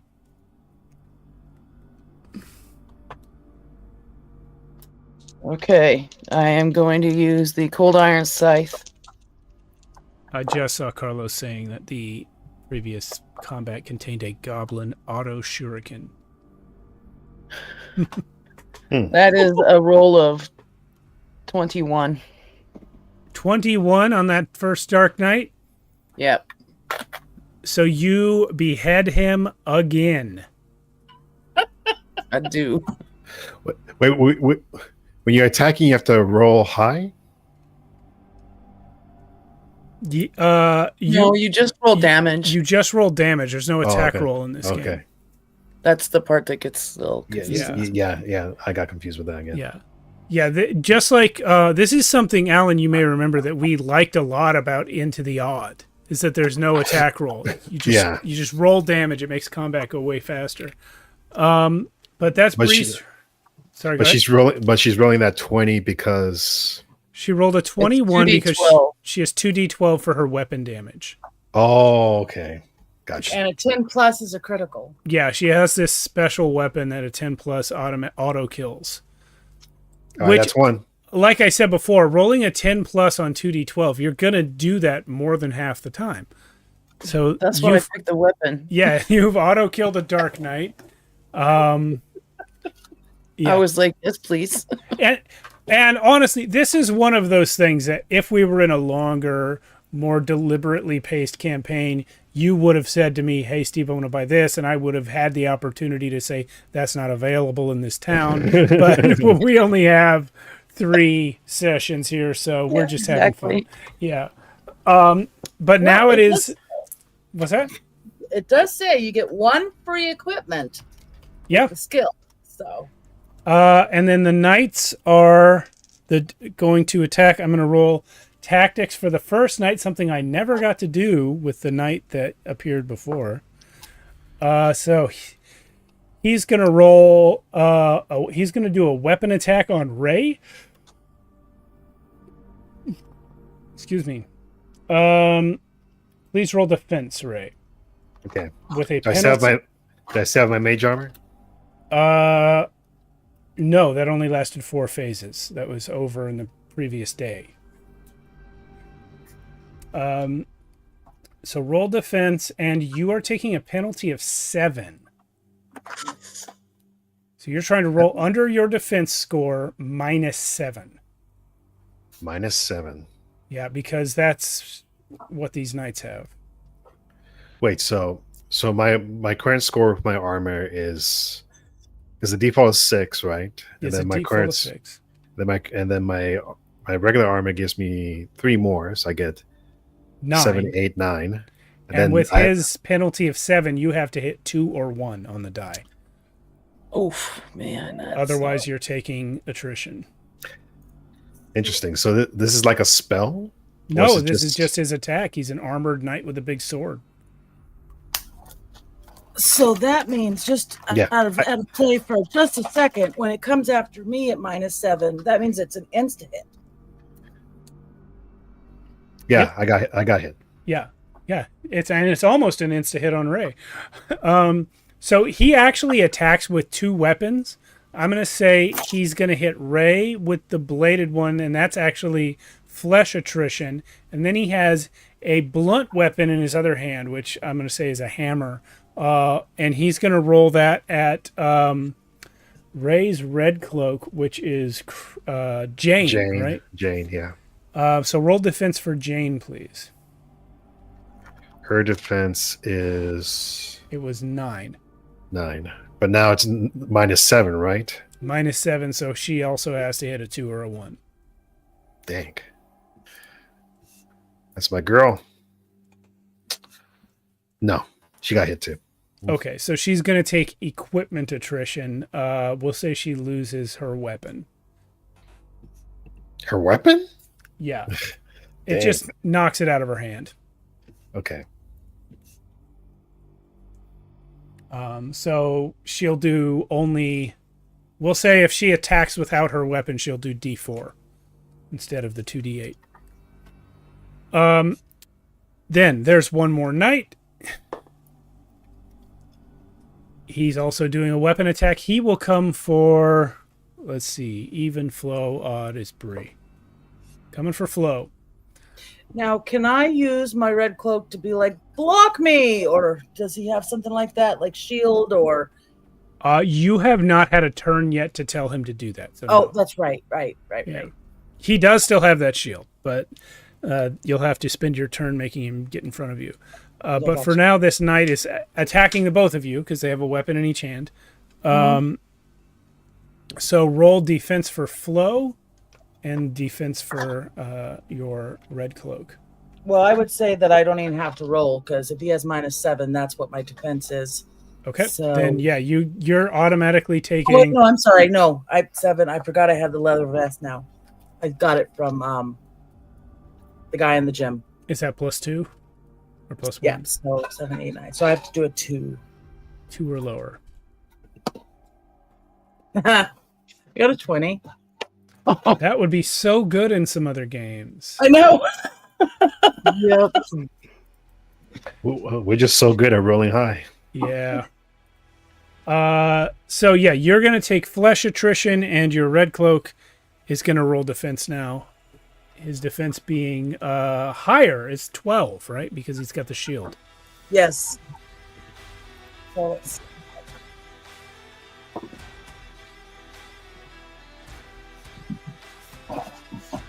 no, he got something too. Okay. So I have to do a random, and he gets something else. Right? Yeah, I'm gonna say he loses the shield from this attack. Okay. So next turn, if he gets attacked, he's gonna just roll 9 defense like normal. And that's it for the knights. Flo, it's your turn. Okay. So I was gonna figure out my flesh attrition real quick. It's 6, 1, 2. So I'm losing my hunting. Okay. Yeah, for any viewers who don't know the system, attrition means there are no hit points for player characters in this game. Attrition means you lose a skill or a piece of equipment. Flesh attrition means you lose a skill. I'm gonna have George go in front of me towards this guy and do the attack because he has a better attack than me. Awesome. 2d8 for George. Yes. You go, George.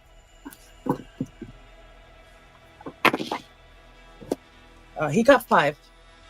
5 does no damage. That's what their defense negative is? Their plate armor gives them a defense of 7, so they're soaking up the 5 damage completely. Bree has one-shotted these guys twice, and it has given you guys a false idea about how tough they are. Yes. Yeah. These are very powerful enemies. She just has a death scythe. Yes. Bree, help us. Yeah, it's Bree's turn. Yeah, okay. So, is there a knight close enough to me that I can just step up to it and take a swing? No, you guys, I'm going to say you guys were spread out a little more than that. So in order to reach the ones that were attacking Flo or Ray, you will have to take a movement this turn. Okay, yep, fair enough. So I will do that. I will take a movement. Are you moving towards Flo or Ray? Actually,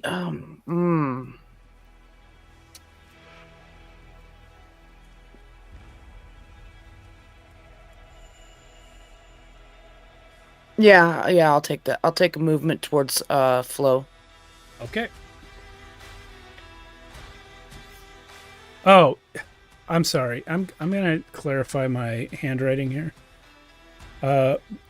Bree, you're actually supposed to be after Ray. You're on phase 1. That was supposed to be Ray's turn just now.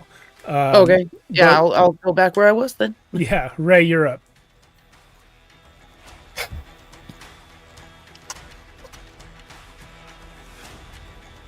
It's phase 5, so you or Jane can act. When I got hit with that, what did I take? Equipment damage or skill damage? Ray took skill damage. Jane took equipment damage. Okay. And I said she lost her weapon, so you just cross off a skill for Ray. Okay.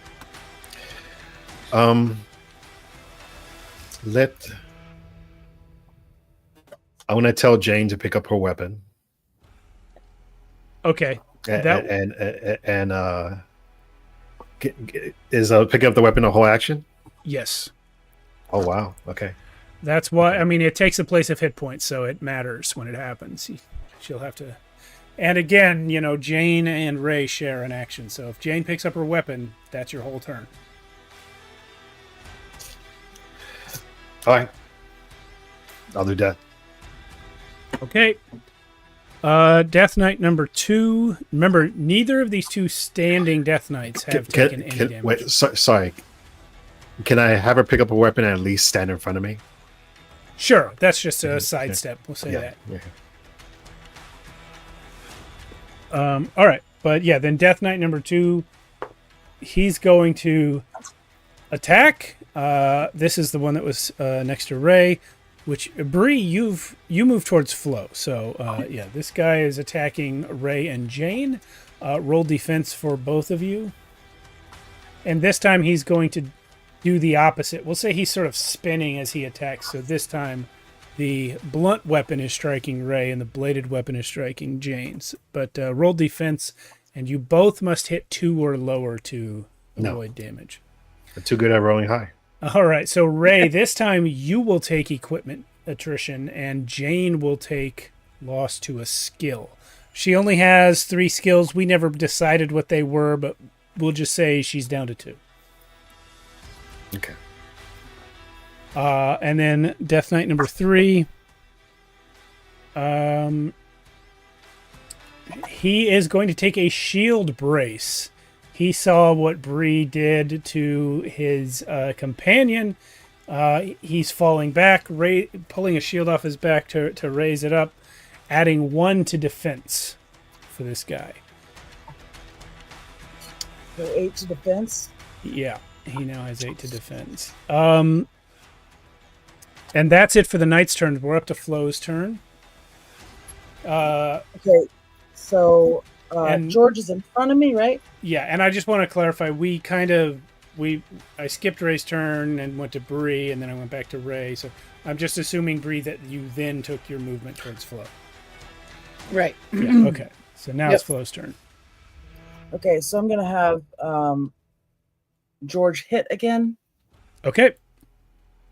No, you know what I'm going to have him do? I think I'm going to have him brace himself with that shield All right. instead in front of me.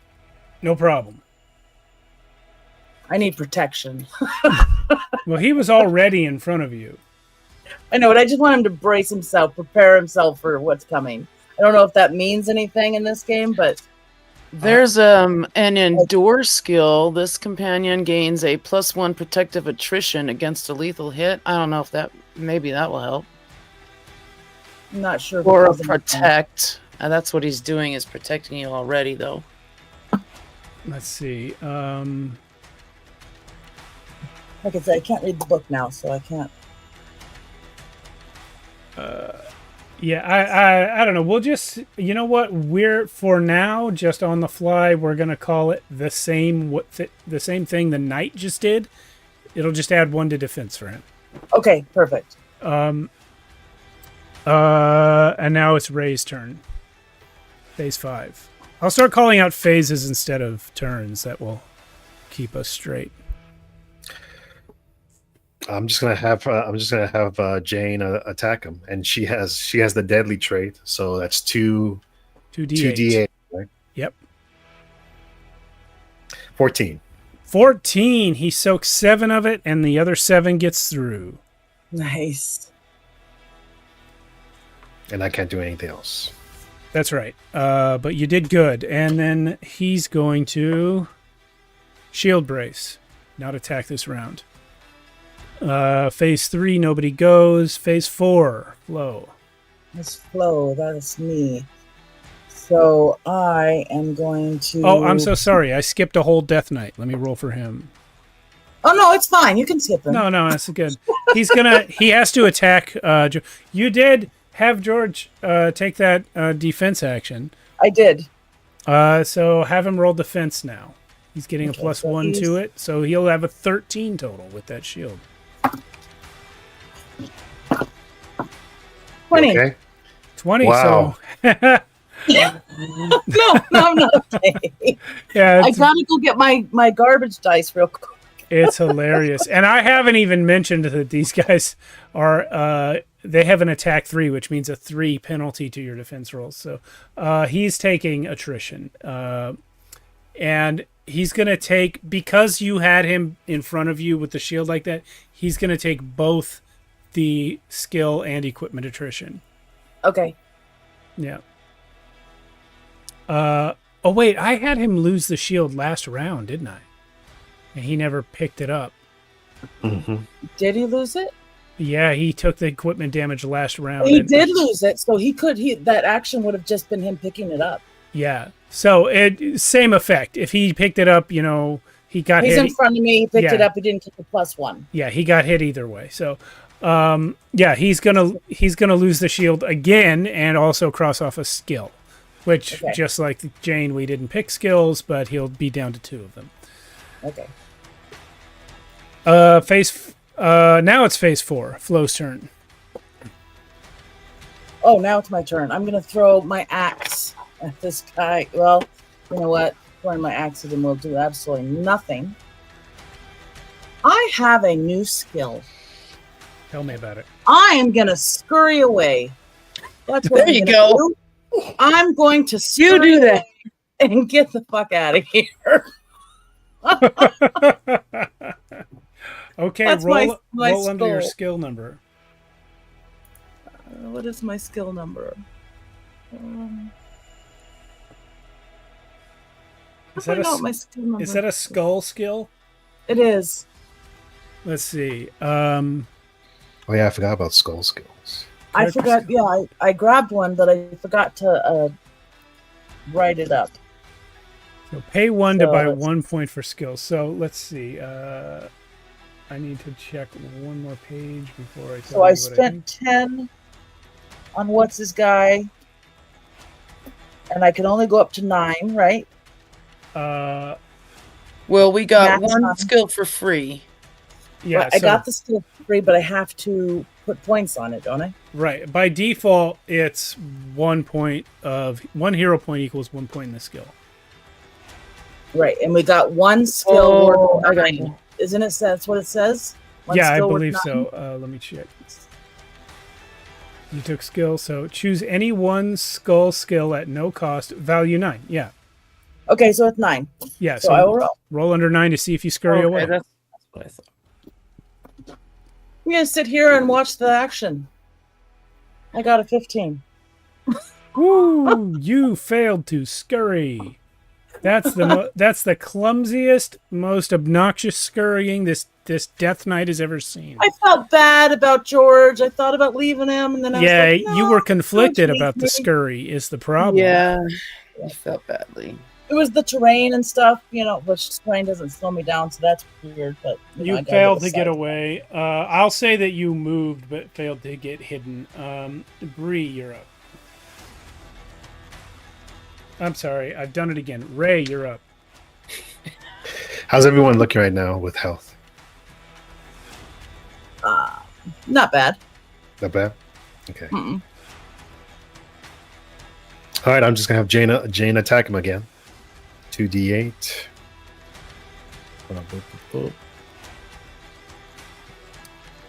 7. That his armor eats all of that. Okay, that's all I can do. Now we are on phase 1 for Bree. I am gonna have Craig taunt the Death Knight in front of Flo. Interesting. Is that a skill? It's the bottom. It's the last one. It says with a roll require a foe to attack for 1 round. Is that a skull skill? No, under the companion skill list. Oh, of course. That makes more sense. Okay.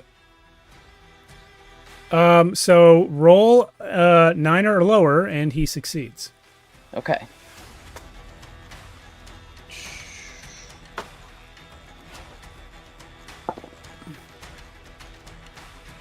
I am sorry, that is a cockeyed. I don't know how I managed that in my dice box, but that is a 20, so that's a fail. Okay, so the knight completely ignores Craig.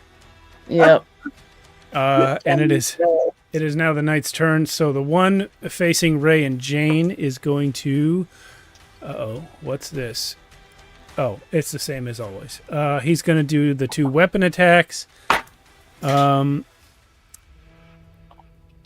So roll defense. 2 or lower for Ray and 2 or lower for Jane. Nope. So he hits you both, and I will let you decide. One of you takes flesh attrition and the other takes equipment attrition.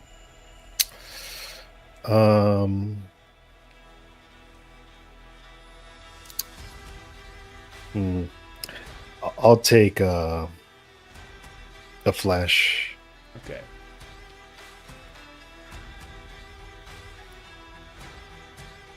The other one loses equipment, though, right? Mhm. Yeah. So she'll lose her weapon again, and it'll be down to D4 for her attacks. Yeah, but I can still make her pick it up. Yep. Yeah. And then the second knight, who is now facing Flo, Bree, and both of their companions.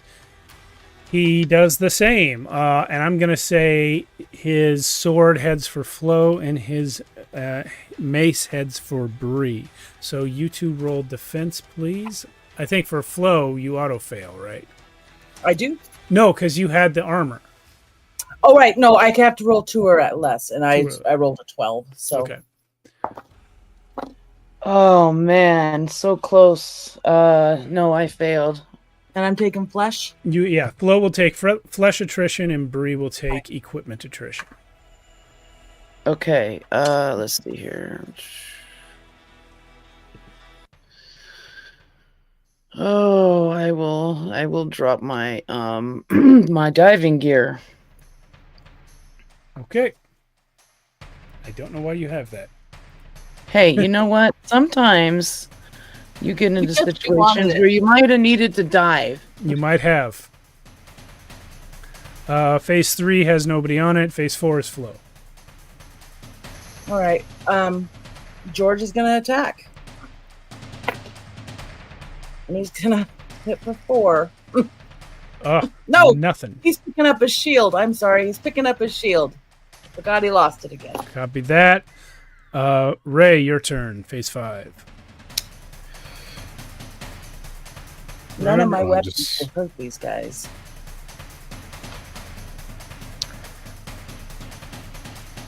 Okay, I'm going to do Song of Yulo.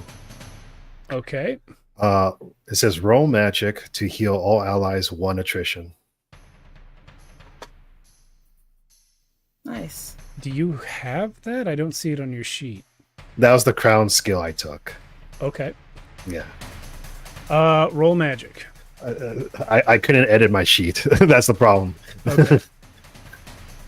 How do I roll magic?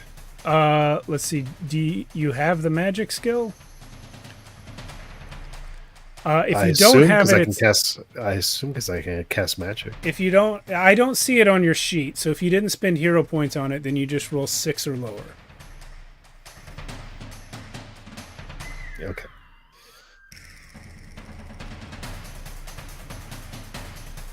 You No. got this. No. Oh, I got 15. Hold on, I want to look at something real quick before we move on from this.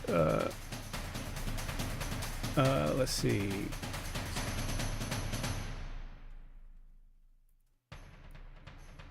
So for the crown, take any 1 crown skill. Yeah, sorry. I chose the Song of Yuro. Song of That's number 10. Number 10. Roll magic to heal all allies 1 attrition. Yeah, okay. So I was just checking to see if there was any sort of built-in bonus to the magic skill for taking that, but there is not. So yeah, you try it. Good effort. Fails. In the heat of combat, you are not able to concentrate well enough to get this spell off. Okay. Back to phase 1 with Bree. Right, I am going back to the Cold Iron Scythe, and I am going to attack the Death Knight that has been pestering my friend Flo. thank you. That's an 11. He's dead. So that'll do. Bree, help me! Oh, So I would like to point out, Bree has now one-shotted 3 Death Knights, and the other one has taken 5 out of 50 hit point damage. Mm-hmm. correct. So the rest of you are useless against Death Knights as well. Absolutely. None of my weapons can even hit the guys, except for my fist, and that's the luck. Oh man, Use the fist then. Use the fist. I forgot I had it. Honestly, Just this little person just drops her sword. Yeah. Have George pick you up so you can reach his Well, face. I was thinking about that. 'Cause, like, if George could Punch throw him in the me, knee. I could punch him, but I think that's multiple actions. I was Just like thinking an about old George. school Batman and Robin move where George grabs you by your wrists and swings your feet into him. Except opposite. Like, he grabs my feet and my fists hit into him. There you go. Yeah. But in the meantime, this guy's attacking George. Have George roll defense, please. He's already lost his shield, so he rolls 9. Yeah. He actually Didn't I just got kill it him? this time. He rolled a 4. All right. Didn't I just kill him though? Oh, you did. Oh, you killed the Divine one purpose. attacking Flo. That's right. So Correct. Yes. this is actually for Ray. But you know what? Just to be nice, I'll say, Ray, you keep the same dice roll that Flo just rolled. So he attacks you and misses. Okay. Let's see. None of these guys have rolled a 6. Okay. He's the only one still up. So moving to phase 3, nobody's on it, and phase 4 is Flo's turn. Flo and I George. suppose. And where is the guy? Where's the nearest knight from me? He's How many one. moves? He's one movement away. He's engaged with Ray and Jane. Okay, I'm gonna run. Okay. And I got a 9, so I'm out.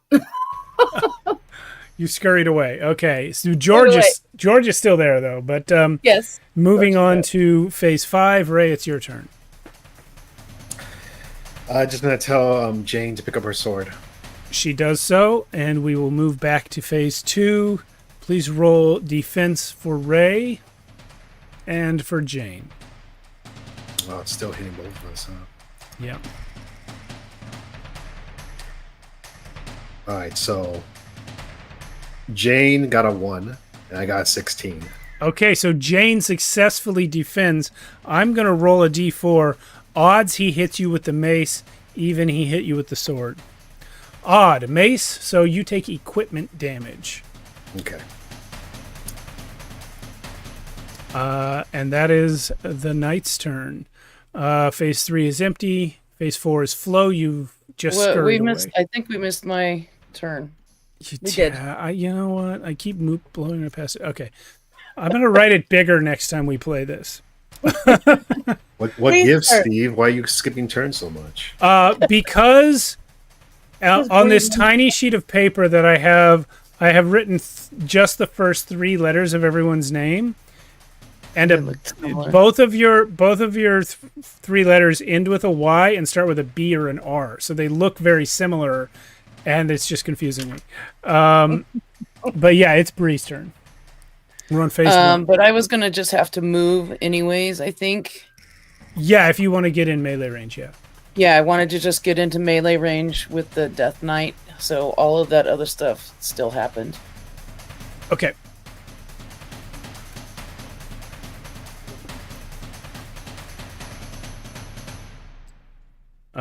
Spray attacked Bree. Now it's the knight.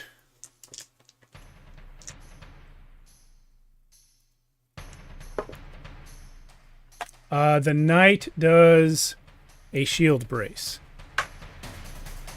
Phase 3 is empty. Phase 4 is Flo. Okay, I'm gonna have George. Actually, I'm gonna have George step back, not step forward. Interesting. Step back a full movement or just like out of the way? Out of the way. I think I'm gonna have him move out of the way, Okay, so a quick sidestep does not count as an action. and he will grab his shield at the same time. That will be an action. All right. Now we're back to Ray's turn. All right, she's gonna attack him. Okay. 13. Okay, he's going to take 6 of that. He's down to 37 HP. And we're back around to Bree. All right, I'm gonna come at that knight with the cold iron scythe. And he's dead. Because that's 19. Hell yeah. Oh, Hell yeah. we love you, Bree. She said she was gonna kill those Death Knights. She did. She has a did. thing against him. So, Bree, After years of searching for these dark knights, you have now killed 4 of them in 2 days. I'm feeling pretty good about it. But you are. But you have also learned that, in all likelihood, your sister is one of them. Yes, and so I have a sad place in my heart that I might face her someday, or see her face under a helmet that I have removed. Oh, perfect music for that. Thanks. That's great. Ray will Nicole. Ray will begin to purify each Death Knight body. Cool. I'm gonna start the fire. And yeah, normally, like, I think you're supposed to roll magic to see if you successfully cast a spell, but out of combat, I don't see how it matters. You'll just keep trying until you cast it. So, yeah, the fires go. All of them have been beheaded by a scythe. I'm going to say, that's the only lethal blow you can do in a one-shot move against a fully armored knight like this. So, you do now have enough shields for everyone. You've got 3 more shields here. Nice. Obviously, Flo can't carry one. George already has one. So Bree and Ray can each have one, and then one of your companions. All right. Alright, shield. Why don't we give the lady, the girl, Jane? Yeah. because Yeah, we can you're give it to her. one-shotting Yeah, them. that makes more sense. Yeah. Okay. She's only going to accept it if you don't tell her that's why. All right. No. Me and Jane were like this. All right. Like this. Oh. What about Really? Craig? Craig doesn't have a shield. Fuck Craig. Right. He's gonna carry my diving gear. So I'm not leaving that behind. All right. Diving gear. Terrible. Okay. Well, it's probably not what you're picturing. It's probably not like the big whole suit or deep. It's a diving helmet. ocean. It's a helmet and some buoys and some spear guns. It's probably for her to go down and get Crabs. yeah.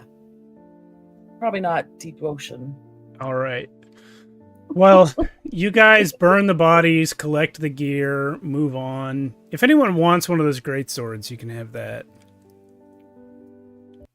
Or the maces. Craig didn't get a shield. Can he have a great sword? He may have a great sword or one of the maces. Ooh. Well, actually, what is the mace damage and what is the Yeah. What's damage? the difference? Okay, difference? great sword takes both hands and deals D10. A warhammer. Well, actually, I did specify one of them was a warhammer and the other 2 were maces. So a warhammer does D10, but only takes 1 hand and can stun for D6 phases. If it's 7 plus damage. Then the studded mace is just a D8 damage, but can also stun target for 3 phases if it rolls an 8. Can George dual wield? No. Dang it. But that's didn't on see page any 33 if dual you want to look up the weapons yourself. He can throw one of the maces on his back and he could use that in rotation if he wanted to. Sure, and you have 2 other companions. Yeah. Yeah. So I will one of the maces. So is Craig getting the greatsword then? Yeah. That's you said 1d10? Correct. And if he rolls 7 plus, it stuns. Oh, And that's okay. 7 plus, and it's a 1d10. You said 1d10. Yeah. For the great sword or the mace? The greatsword is 1d10. Is the stun, I mean.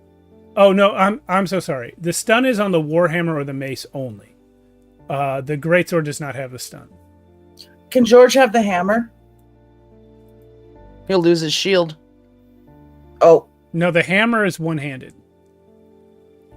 Oh, Yeah, so he's not going to use it all the time, but he might use it once in a while. And that's a D10 7+. Yeah, 7+ does a stun.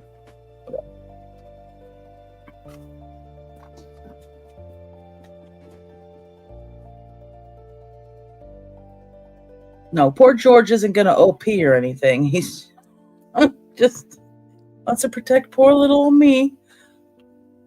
And I'm going to come out from behind the trees. No, I already started the fire, didn't I? Hiding this whole time. We didn't start the fire. Okay. We got all that squared away? Yeah. yep. I think we so. can move on. We can move on. As you guys clear the shattered, broken terrain that you have been passing through and finally get a clear view down to the river, you see on the near bank a large stone building that looks like something that may have once been a temple or a church of some kind, but is under construction to be something different. There's a wall being built about it. There are towers under construction around the main building. And there is smoke coming out of the chimney. There's clearly like scaffolding and construction materials piled up around. Like this is an ongoing construction site. But at the moment, nobody's working construction, and there is smoke coming out of the chimney of the main building. What time of day is it now? I'm gonna roll D6 for that. I rolled a 5, so late afternoon, nearing sundown. Can I like? Can we rest or something?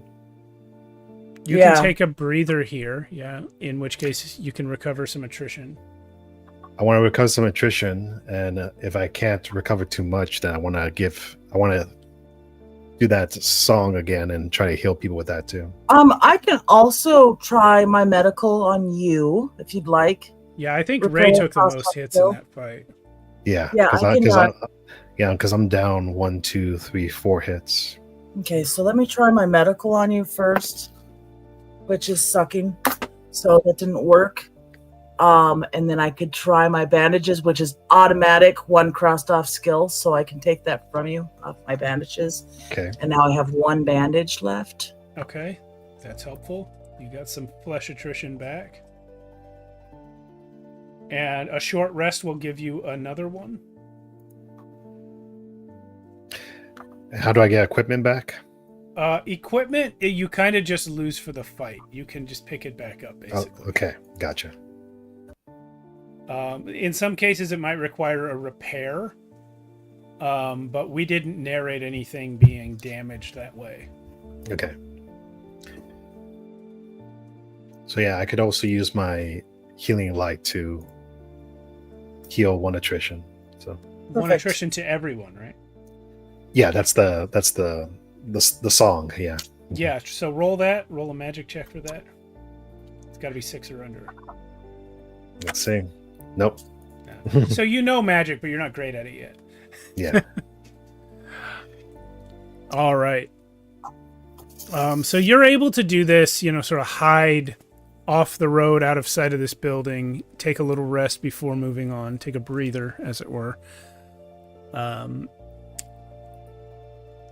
then what? I picked up the investigate skill, which can give me hidden info, history, and subtle facts. Is there something that I could maybe know about this church or would used to be church or whatever? Yeah, if I roll it. Let's see how you do. Let me make sure I have the right one. Okay. Let's see. Oh, good. I rolled a 2 under 10. Excellent. Nice. So, with that investigation, you're able to sneak around and look a little bit. You can see without even getting too close a couple of things. One, all the construction is very recent, And 2, the original building is very, very old. Now, that's not mind-blowing, but the sort of additional piece of information you get from that is that the original building was not kept up, implying that it may have been abandoned for quite some time before someone moved back in and started doing construction on it.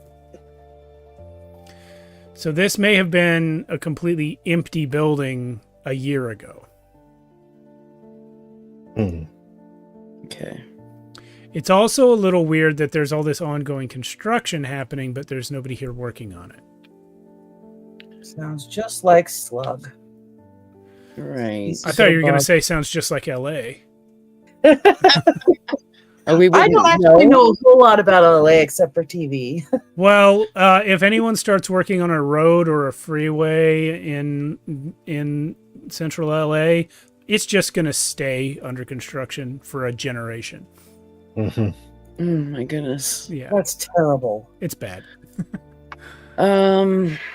What do you guys think about pulling our buddy Alistair out and seeing if the jewel lights up, seeing if this is the right spot or not? This place looks pretty uninhabited, Even though it has new construction.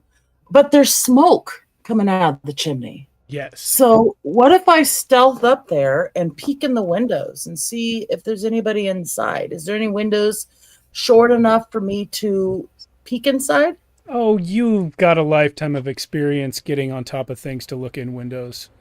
I do. Yeah, but I will need a successful stealth roll. Okay, 6, 7, 8, 9.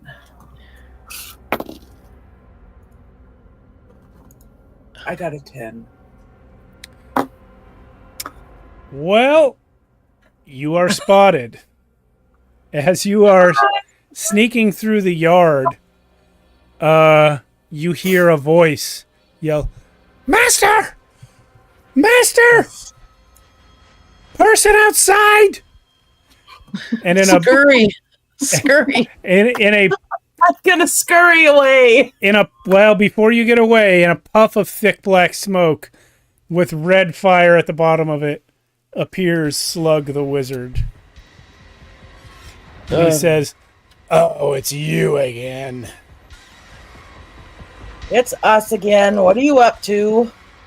Well, I suppose this is my chance to take another shot at that gem of yours. Give it here. No. Why do you want it? It doesn't matter to you why I want it. What should matter to you is that if you don't give it to me, I'm going to kill you to take it. You're going to call your little minions to kill us, you mean? You spineless little worm. Well, I used to have some goblins and some dark knights at my behest. But since they are gone, I suppose I'll just have to do this. And he vanishes again in another puff of smoke, and 3 flamekin appear. Flamekin? Okay. Yeah. Those are the ones we fought the first night, Yeah, right? you fought these guys a couple times. Okay. Okay, those are fun. Flamekins. All right. I will take 4 of them. Same place. Yeah, I guess I'll stick to the same place too. Copy that. Ditto. I will start off with I assume that Ray and I were kind of up in the trees as well. Yeah. She was sneaking forward, or like in cover a little bit further back. Yeah, and since Flo was sneaking, I'll assume she also didn't bring George with her. Correct. All right. Well, So yeah. Flo, you are now facing 3 flamekin basically alone. I'm going to say everyone else is a movement turn away. But Okay. it is actually Bree's turn first on phase 1. I am gonna use my bow to start off with. Okay. And that is an 8, which means I get to fire again. Outstanding. On a 1. Underwhelming, but oh well. Underwhelming indeed. So let's see. So these guys have a defensive 1. So on that 8, it was soaked. 1 was soaked and he took 7 damage. On the 1, nothing happened. And that is phase 1. Phase 2 is nobody. Phase 3 is them. And I'm going to roll tactics for Flamekin number 1. He rolls a 6. Fire ring engulfs the immediate area with the same attrition as burning touch, but for all foes. I'm going to say Flo's the only one close enough for the flame wave, so it's the same as if you got burning touched. And I failed defense. Okay, so take 1 flesh attrition. The second one will burning touch you. Burning touch is flesh as well. Yeah, If but I you do get to roll defense. Okay, I got a 2. All right, so that one, you did all right. I'm surprised. And the third one vanishes in a puff of smoke, reappears somewhere you don't see. You don't know where he went. Okay. So that was phase 3. We're on phase 4 now, which is flow. Okay, I'm going to scurry away. And I got a 2. Awesome. There You you go. scurry out of sight. You have utterly perplexed these flamekin. And we're on phase 5 now for Ray. All right. I'll just have Jane attack one of the flames. Okay, remember, you guys are a movement round away, so she has to move to get up there. Oh, okay. Then me and Jane will move closer. All right. Technically, it should be 2 different turns, but I don't see why. So, yeah, you can both move. And then back to phase 1 for Bree. Okay. I'm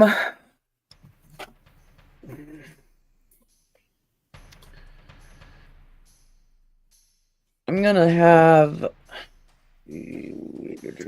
have Craig move forward. Okay. He does so. Phase 2 is empty. Phase 3 is the flamekin. 2 of them remain here. 1 has bamped away. So I'm going to roll for the first one. He's going to move and attack. I'll roll 1, 2, 3 here. If it's 1, it'll be Ray. 2 will be Jane. And 3 will be Craig. It's Jane. So this flamekin's going to burning touch Jane. Have Jane roll defense, please. No -7, right? No, but it is minus. No, it's nothing. It's just straight. Yeah.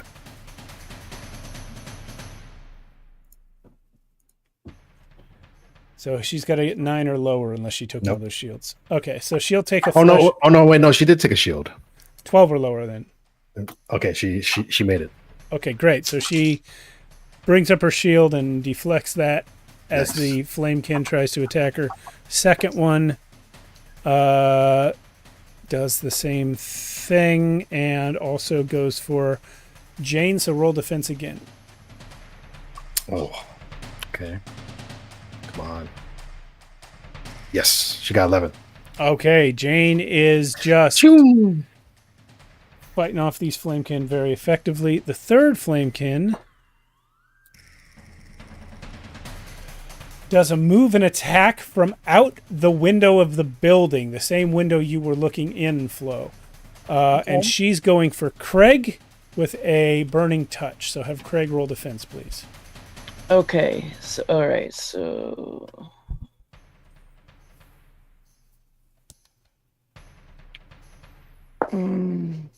nope, he did not get it. Okay, so he's going to take flesh attrition. Take down one of his skills. Okay. So I don't know if he took any flesh attrition in the previous fight. No. Okay, so he just had 3 skills. We didn't define what they are, so he now only has 2 of them. Yeah, he's down to 2. All right. And that's the end of phase 3. We're on to phase 4, which is flow.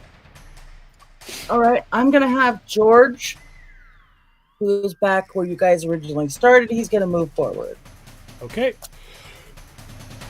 Phase 5, Ray.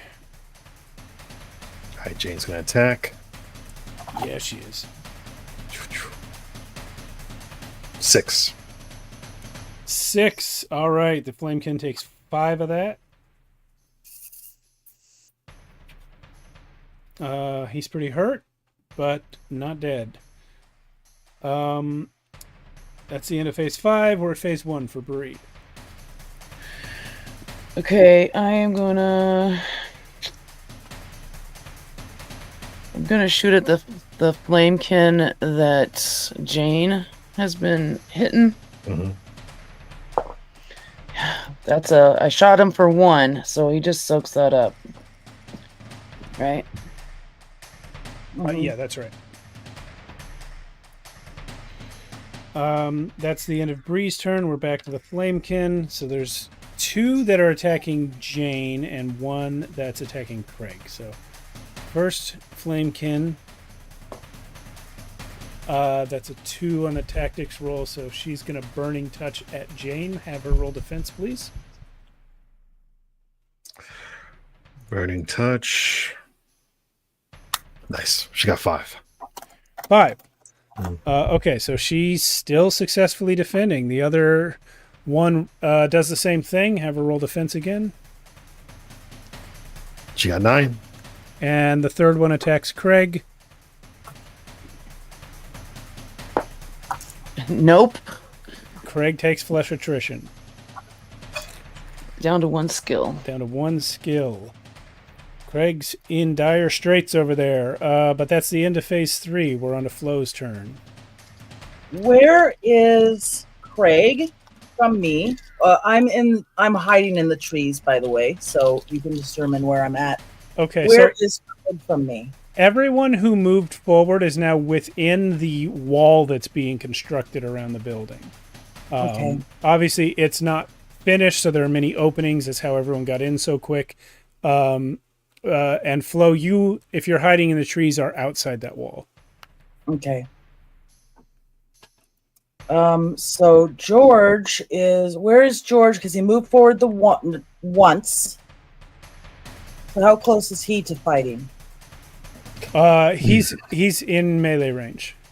Okay, so he is going to go after them with his big sword, which was 2d8, right?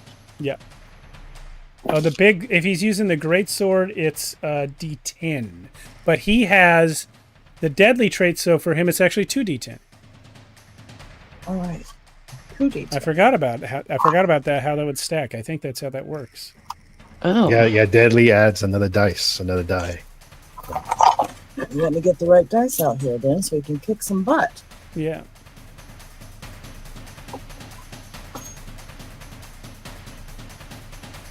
Ten.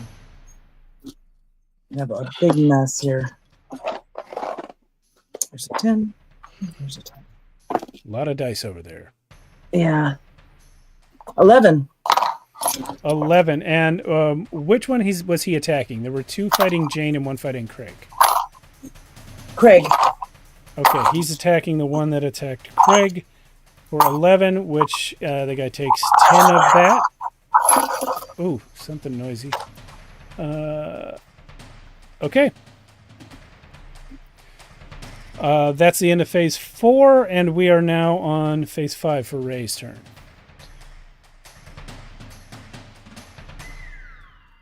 Okay. Sorry, that was my dice. 11. 11 damage. 11 damage. All right. That is a significant hit. And that was Jane that did that? Yes. Mm-hmm. Excellent. Okay. End of phase 5 there. Back to Bree. Okay, Craig is going to swing his great sword I was just looking for a second. I think I'll just roll this d10 twice because I cannot find a second one. That's fine.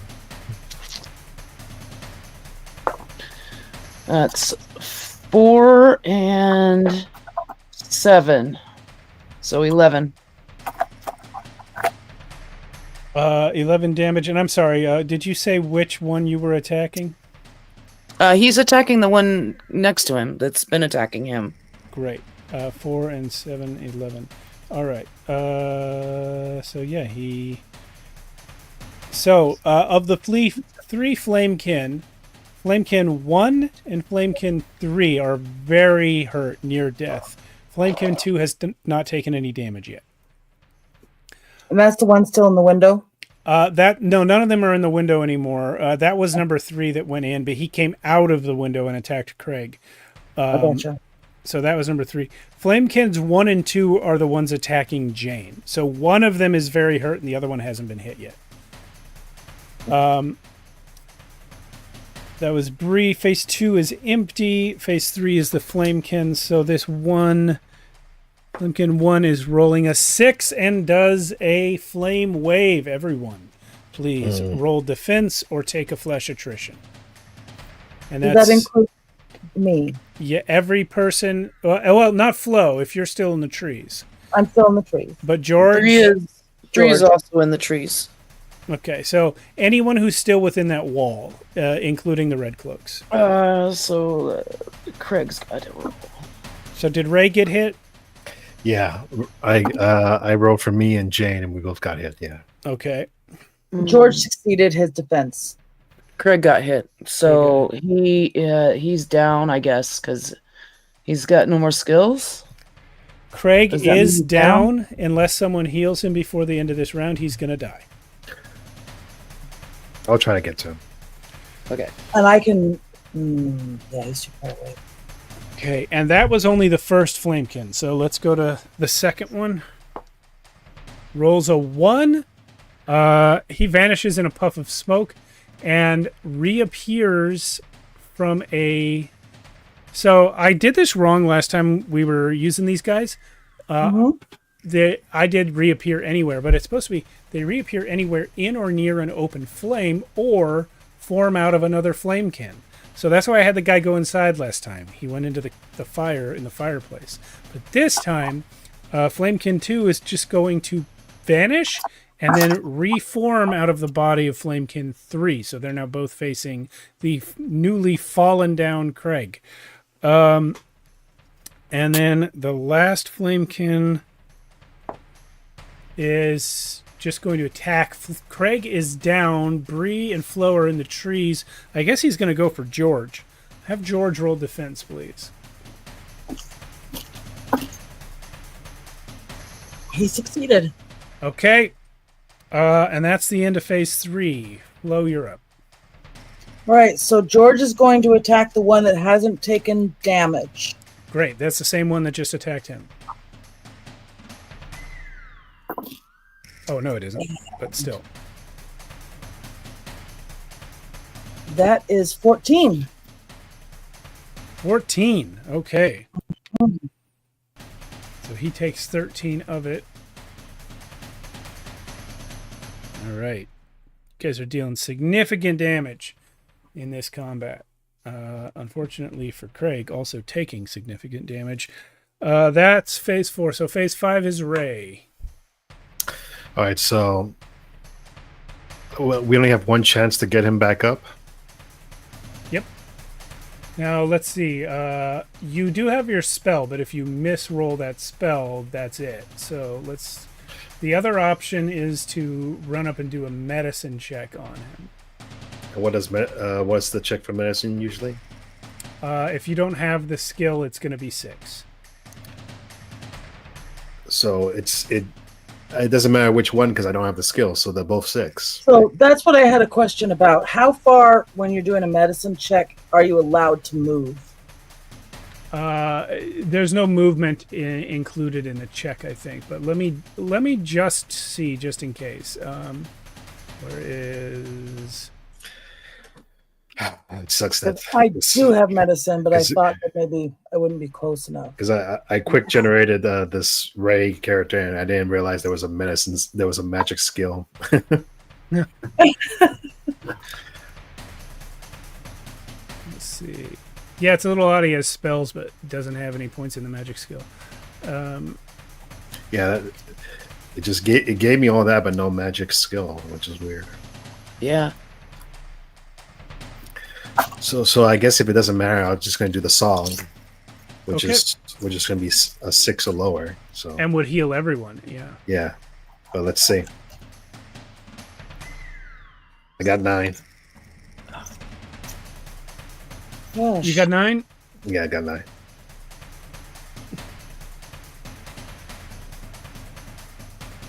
Not Craig.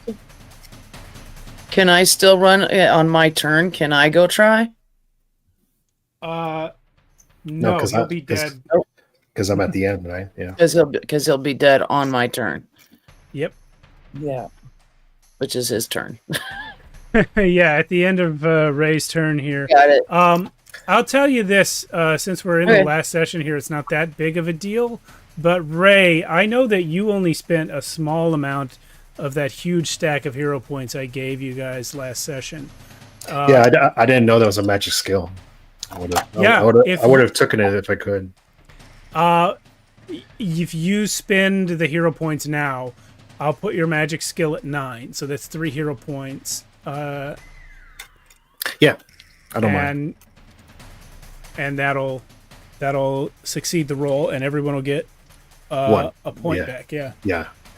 Yeah, because if I knew there was a magic skill, I would have definitely got that. Right. So I'll spend the 3. Yeah. So we can thematically, Ray finally understands how to do the spell correctly, and bam, he does it, healing everybody one attrition. No. And for anyone watching who plays Crown and Skull a lot and is like, "Hey, you're doing that wrong," just let us know. We won't be mad. We're new to every game we play on this show, so That's right. we're not shy about that. So, but yeah, I'm pretty sure that's how it works. But yeah, you heal Craig. Well done. He lives. Bree, you're up. Okay.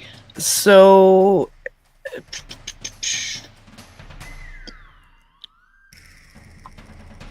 is it an action for him to get up? Yes. Well, no. I'll just say no. We'll count that as a sidestep if all he's doing is getting to his feet.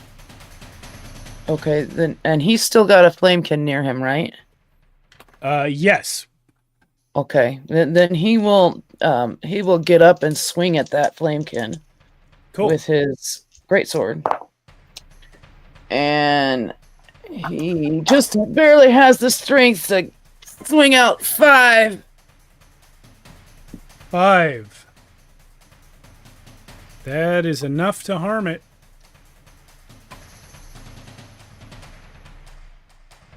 All right. That's the end of phase 1. We're on to phase 3. 2 of them are severe. Actually, now they're all pretty hurt. But they're also all still up. So Flamekin 1 has rolled a 1, will vanish, and you don't see where he goes. Flamekin 2 does the same. And okay, so I roll tactics for the monsters. I don't decide what they do. The dice decides. All of them just rolled 1s. All of them just vanished in a puff of smoke and are gone. Nice. So I think I'm going to peek my head out and be like, "Craig, come here."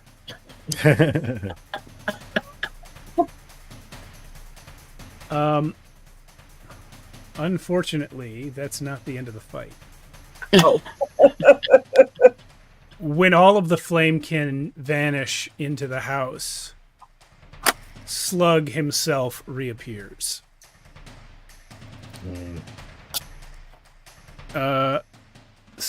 From this time forward, you are now fighting the wizard himself. Oh, But that was phase 3. And Slug's turn is not until phase 1. So we're on phase 4 now with Flo and George. Okay. And where did the wizard pop up in front? Somewhere near George, within battle distance? Yeah, sure. Okay. You know what? so You George- guys were all, well, except Bree and Flo, you guys are still both out hiding somewhere, right? Yeah. But everyone else was pretty clustered up. So I'm going to say Slug appears there. All right. So let's see. 4, 5, 6, 7. With his sword. Okay. 4 of that gets through.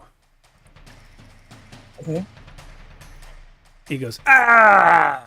Just give me the gem and leave, you idiots!" No. And he hears from the woods, "Suck it, weenie!" I know where you are now. Okay. That's phase 5. Bree or Ray. Okay. Jay's gonna attack. Okay. 12. All right. He's going to take 9 damage from that. He doesn't care for it.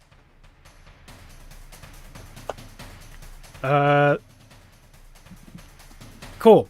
That's the end of this round. We're back to phase 1, and now it's Bree's turn. Okay. I'm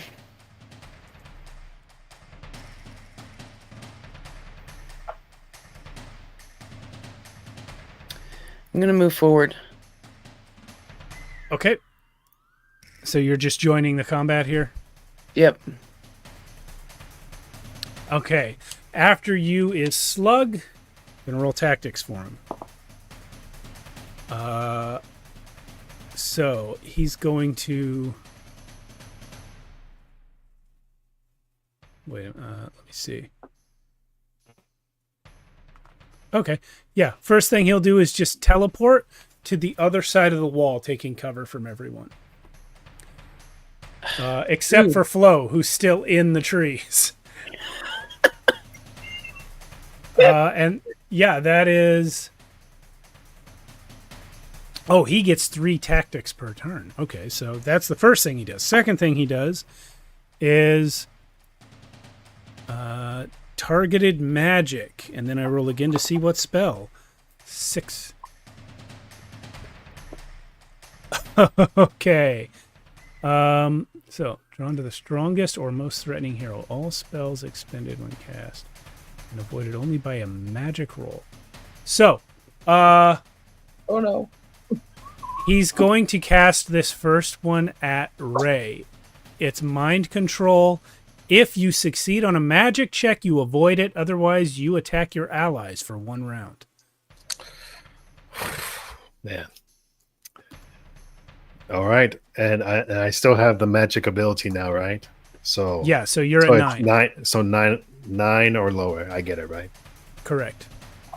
Man, I wish you guys could see my screen because I have the roll dice thing right now.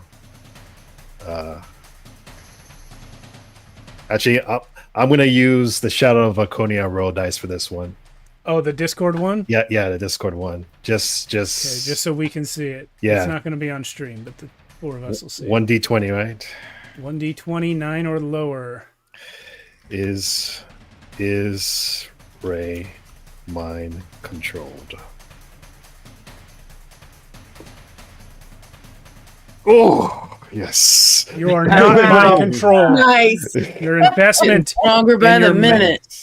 in your magical studies has paid Hell off. yeah. Hell Your yeah. devotion to the crown can overcome this evil wizard's mind control spell. filthy creature.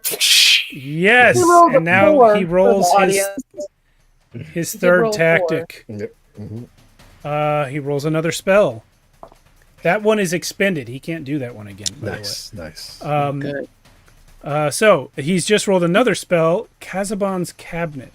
Subject vanishes into a tiny wooden dimension, returning after solving the cryptic cubic doorknob. Oh man. Okay. Who am I going to target that at? He just cast one at Ray, and we'll say he just goes off like this. And so the second one hits one of the other people in there. I'm going to say it's Bree, since you just moved in. Ooh, this is gonna be poetic. Okay, so what do you I have to do? roll magic. If you get 6 or lower, the spell fails. Otherwise, you're going to be teleported to a coffin dimension. Okay.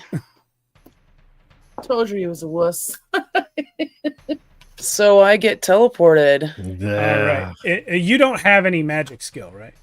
I do not. Okay, yeah. So it is 6 or lower. Wait, does Bree have the Alistair stone on her? Yeah. I thought Flo had it. No, Bree does. She gave Bree it to has me. it. Okay. So does the stone go with her to that dimension? I Yes. assume everything I have on my Yeah. person does, Yeah, right? it does. Yeah. So there is a lack of explanation for how to solve the doorknob. Let me look at what your skills are here. You have must- I have a twist fungal bug that drills through almost any lock. That's true, she does. I bought that. Oh, I don't see that on your sheet. It's really tiny. It's under my scythe, or whatever, however you say that. Oh, it actually isn't on what I'm looking at, but I believe Really? it. She is Yeah. one of the skull One of inventory. those cool things you can buy. Well, whatever. On my copy, it's not there. But can you read me what it does again? Basically, it's a bug that drills through almost any lock. It's either a bug it- or a bee. I don't know if you roll or if it's a GM. Yeah. decision I'm gonna or- say I'm gonna Maybe summon the power of the word almost and say it doesn't work here, because this is a magical puzzle lock. You have to solve it. So I'm gonna say you just have to roll something brainy to solve the puzzle. I don't see any brain skills on your sheet. I see muscle, fade. Investigate. I do have investigate. That would work. So yeah, when your turn comes, you can roll investigate to try to solve that puzzle. Okay. And I will let you do that and also have Craig take an action. Okay. But for now, you're out of here. And that is the wizard's whole turn. Phase 1 is over. I'm going to say that when the Flame Can left, they left for real. So they're not coming back. So there's nothing happening until phase 4 when it's Flo's turn. Hello, Ticking right. Time Bob Gaming in the chat on YouTube. How's it going? I am going to have George attack him again. Okay. The For dreaded coffin dimension. 5. How much? 5. 5. Okay. He takes 5. 2 from that. Oh, wait. I forgot. He teleported outside the wall. George would have to move. He wouldn't be able to attack this round. Then George is going to move towards him Okay. if he knows where he is. Yeah. He's got cover from everyone except Flo and George at this point. Okay. And then we are on phase 5 for Ray's turn. Ray and Jane. Jane's gonna run up to him and attack him. Okay. Again, move or attack. You have to move to get there unless you have a ranged weapon. Dang. Okay, so Jane's just gonna move over there then. Yep. That was the point of him teleporting. Yeah. Because he's a wuss. He's a wizard. That's all he's got. Yeah, and that's all I can do. Okay, so Jane's running up to him. We are back. Ooh. Oh, wow. Something weird happened to my PDF here. But that was Ray's turn. We're back at round 1 for Bree, or phase 1. Excuse me. So Bree, you can roll that investigate to try and solve the puzzle. All right. Oh, nope. I am scratching my head. At Okay. 17. And if you would like Craig to take an action now, he can.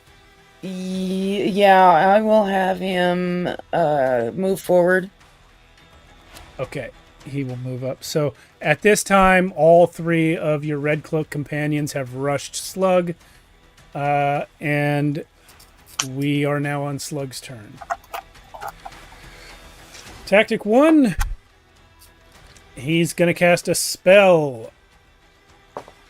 He casts spell number 5. This can only be cast at arm's length. So he's going to attack Craig with Acid Touch. Oh no. Hold on a second. I want to check something real quick. Poor Craig.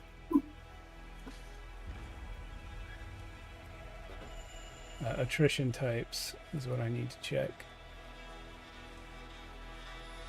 Okay, so this is destroy attrition. I believe. So something Craig is holding is permanently destroyed, and he crosses off 1 skill, which I believe he only had 1 skill left. Yep. But he can roll a magic check to avoid the spell, just like the other. So if he rolls D6 and or under, then he avoids the spell. Okay. Ah, so close. It was an 8.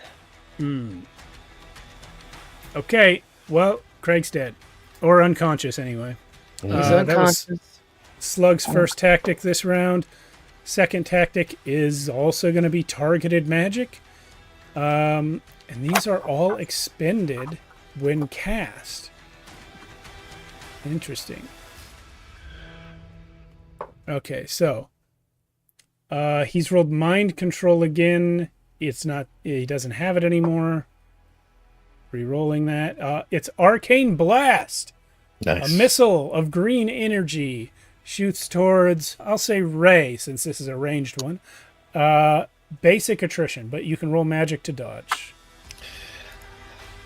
I'm gonna do the Discord again. All right. 20. Let's Ray. Dodge. Wait. Void. Woo! He did. Yes. Super dodged it. You rolled a 1. Ray freaking did a flip over that shit. He was just like, Yeah. Alistair's spirit is with you, Ray. yeah. Hell yeah. So we have not really been doing this on the. I know some D20 failures came up. I don't know if any other ones have come up tonight. There are crits in this game. Yes. So a roll of a 1 is a critical success. Do I punch it back at him? Yes, please. Critical successes overcome impossible odds, grant extra time, or defy belief. Yes. Yeah. I'm going to say that's exactly what you do. You punch it back at him. He is also going to get a chance to dodge it. That's awesome. Yeah. Let's see. I did the ultimate counter spell. Yes. He a fails hit. to dodge and takes. I'm going to say what's your damage die on your weapon, Ray? My weapon? Yeah. I believe it's D8. Roll it. Yeah, D8.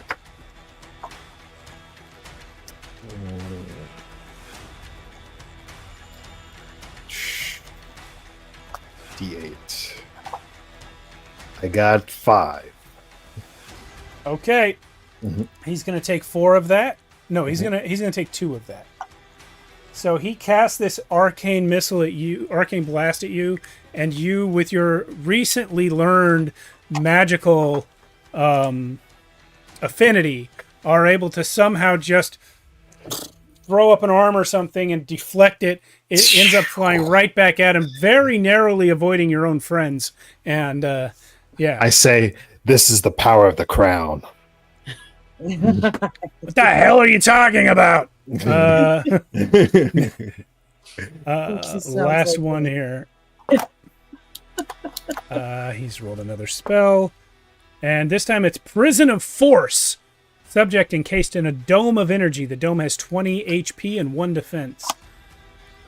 This is going to be a brutal one, so I'm going to roll to see who it targets. Bree is still in her coffin dimension. So I'm going to say 1 is Ray, 2 is Jane, 3 is Flo, 4 is George, and 5 is Craig. And if I get a 6, I'll just reroll. Here we go. 1, it's Ray. Oh, he's coming back at me again. He's coming back at you again. You hit him with his own spell, so roll a magic check to avoid it. Otherwise, you're going into prison. Oh, come on, Ray, avoid. You got this.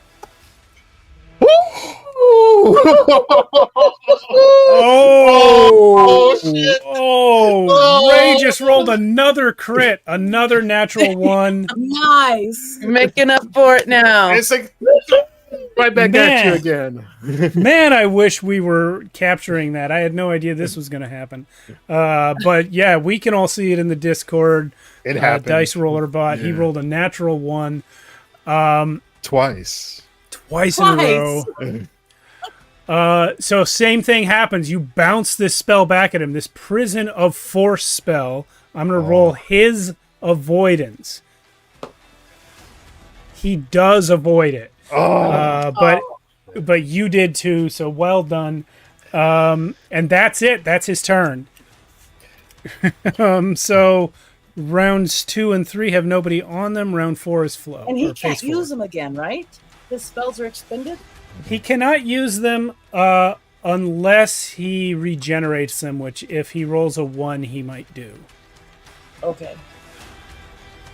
Actually, he's not going to reuse them because it requires a number of other things to happen before that. He could, theoretically, but he's not going to. Okay. Nice. But it's your turn, Flo. It's my turn. George is right there. That would have been so sick if I encased him in his own spell. That would have been so great. Yeah. 16. 16 damage. 16 damage. Where'd I put my pen? Here he goes. Oof. You have damaged the crap out of this wizard. He doesn't like it. And I sneak out behind the trees and say, "Wuss ball!" You say what? Wuss ball. Wuss ball? Wuss ball. I don't know what that is. Of course you don't, because you're an idiot. You're short. You smell. It's a fragrant musk. Many people enjoy it. From my ass. Now it's just confusing. All right, phase 5. Ray. You said Bree is in a pocket dimension right now? Yeah. Is it like a floating lock? No, you can't see anything. She's out of reality as far as. So there's no lock there at all. On your side, no. Huh. Okay. All right. Well, I'm just gonna tell Jane to attack the wizard. Okay. Boop. That's 8 damage.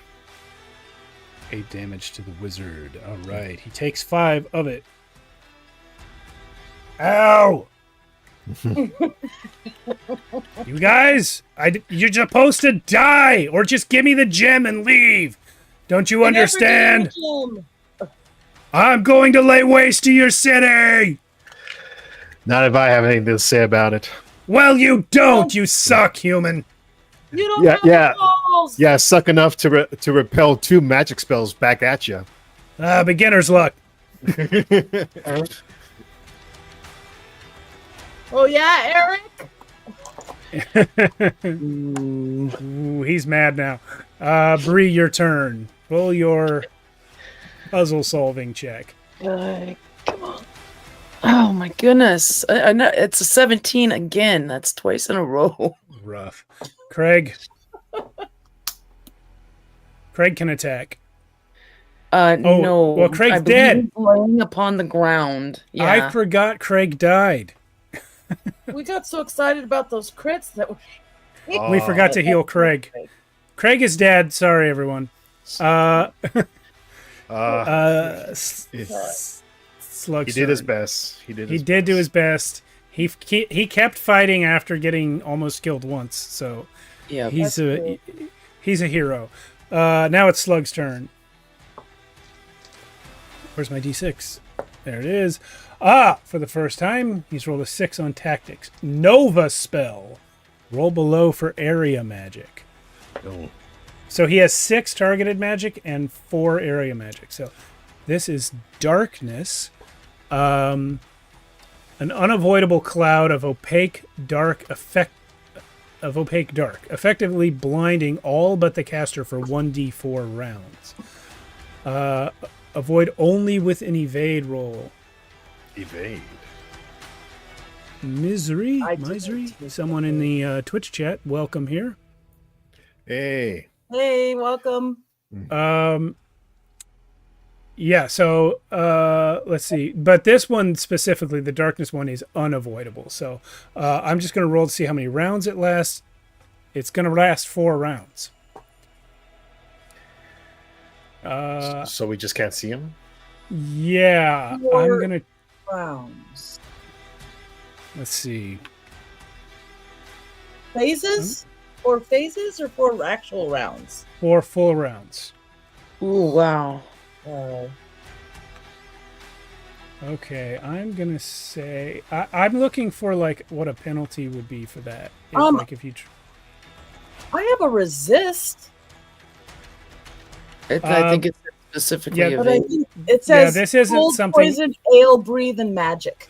This isn't something that's targeting you, though. It's targeting the area. Dang. Let's see. Where's the friggin'? I keep having trouble finding where the combat section is. Let's see. Oh, hold on. We do have a resist. We should be rolling under 10, not 6. What? Right? If we have resists, we can roll. I have 10 actually in resist. It says resist poison, cold, magic. Yeah, you should have been rolling under your Under resist 6, not. I mean under 10, not 6. But that's my mistake. Perhaps. But the Just- Depending. specifically. yeah. In this case, no, because in the wizard's stat block, it specifically says all spells expended when cast and avoided only by a magic roll.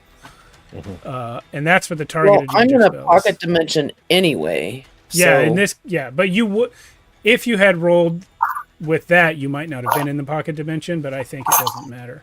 No, I don't think so. But she wouldn't be blind. If she gets out, maybe she'll save us.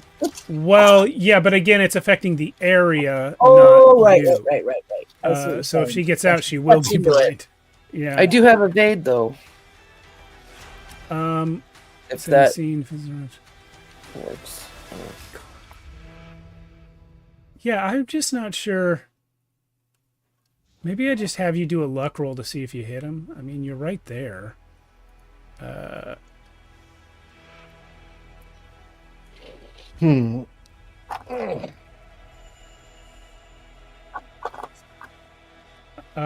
I'm just very quickly trying to find some rule on how to attack in the dark, but I don't see one off the top here. So we'll just keep rolling along, and I will rule on the fly. So that was Slug's turn. That was his first tactic, right? So now his second one, he is rolling another targeted magic spell. Let's see. There's only one of these he hasn't already cast, so we'll see what happens. Well, actually, I'm not. I guess he's just going to cast the one. Ray, you pissed him off. No, Flo pissed him off more recently, so he's gonna True. cast bludgeon at you, Flo. Please roll magic to defend that. You want me to roll my resist? No, just You have magic. that as well. Okay.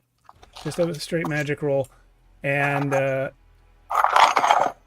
if you succeed, you will not be hurled against a wall or obstacle. Okay, well, I got a 5. You succeeded. You somehow, your sheer shortness allows him to miss you with this I spell. just had that feeling of his angry nastiness coming towards me. Okay, he is now out of targeted magic spells. He's cast all 6 of them. So his tactics are going to be confusing from now on. But here's his third tactic. He's going to regenerate. Dang. He gets some HP back. So this is what I was saying about the spells coming back. He can if I had rolled this and he was at full HP already, then he'd get back a spent spell. But you guys did a lot of hit point damage to him already, so he has to keep rolling a 1 for a regenerate and then eventually get back to full health, and then he can start getting spells back. So like I said, probably not going to happen. But that's Slug's turn. Phase 1 is over. We wore him down, guys. We wore him down. Yeah, he did heal significantly, though. He heals for 10. So we're back to phase 4, Flo's turn.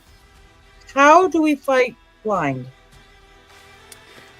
Because George is there. He's willing to hit.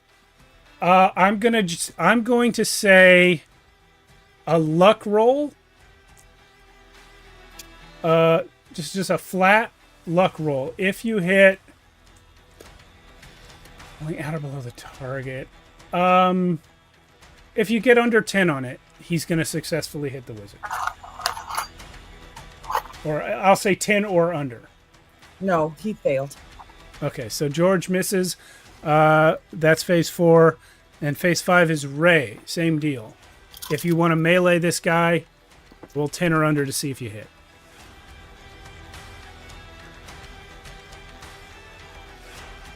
And actually, I think Ray's not in melee range, but Jane is. Yeah, Jane is, yeah. So you can roll for her to see if she hits. I have to get a 9 or lower? 10 or lower. 10 or lower. Come on. 7. Got it. 7. Jane hits. Roll damage. Boom, boom. 16. Woo! Yeah, she got in there. Yeah. Nice. I got double 8s. Outstanding. Max damage. Max Amazing. damage. Okay. Yeah, that's phase 5 over. Back to phase 1. Bree, try and escape. Okay, let's see. You're not going to believe this. What? 17? I rolled a 17 again. Unreal. So Bree is still in a wooden box that has no This outside. dice is going to my imaginary dice jail. Cause Yeah. Put that in the good call. Put that in the dice jail, please. You can use the Discord like Alan's doing if you want. Yeah, it's giving me luck so far. That's enough of that. All right, but now we're back to Slug's turn. Let's see what he does. Round 1, he tries to cast a spell that he doesn't have. Or not round 1, tactic 1. Yeah, I would love some guidance on what to do if he's out of spells, because anything between 2 and 5 on the D6 is that he's supposed to cast one of those spells. But anyway, I think that's just part of the flavor of him being exhausted. Yeah, I think you're right. He He exerted expected us himself to too give much. in or run, is what Yeah. happened. Yeah, and he did roll recovery on the second tactic, so he's back up 10 hit points again, and he fails a spell on the third one. So phase 1 is over. 2 and 3 are empty. Flow is phase 4. Okay. 10 and under still? Got a 7. Great. George is attacking or Flo? George's. Okay. You got a 12. 12 damage. damage. Okay, he soaks 3.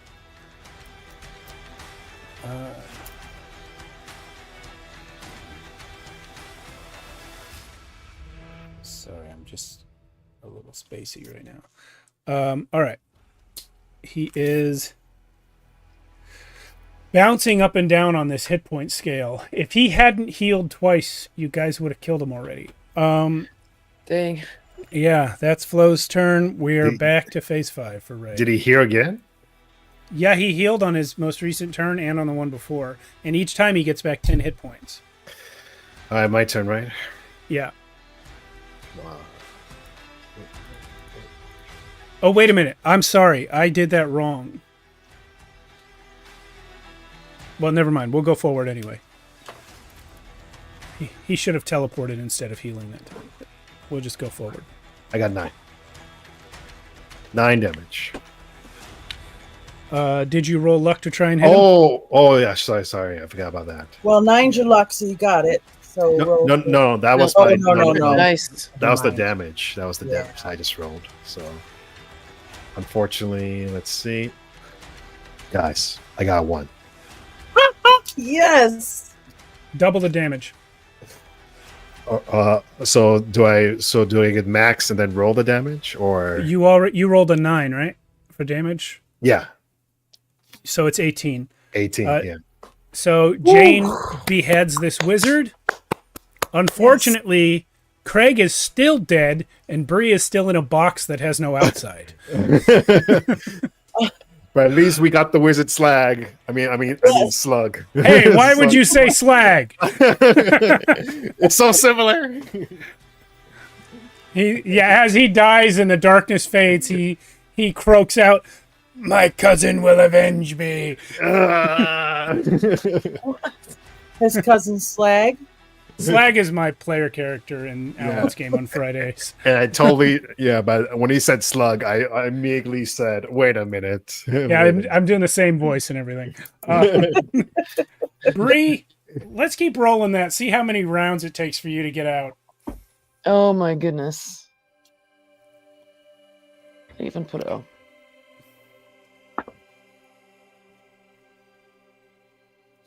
What do I have to roll under? I can't even remember now. Whatever your investigation score is. My investigation score is a 10. I rolled a 10. Nice. You're out. So as soon as Slug dies and the darkness evaporates, a door opens in the air and Bree comes staggering out. Hey, Bree. With my sight, because I was going to behead him. Oh, God, that's right. He imprisoned the person who could have one-shotted him. That's awesome.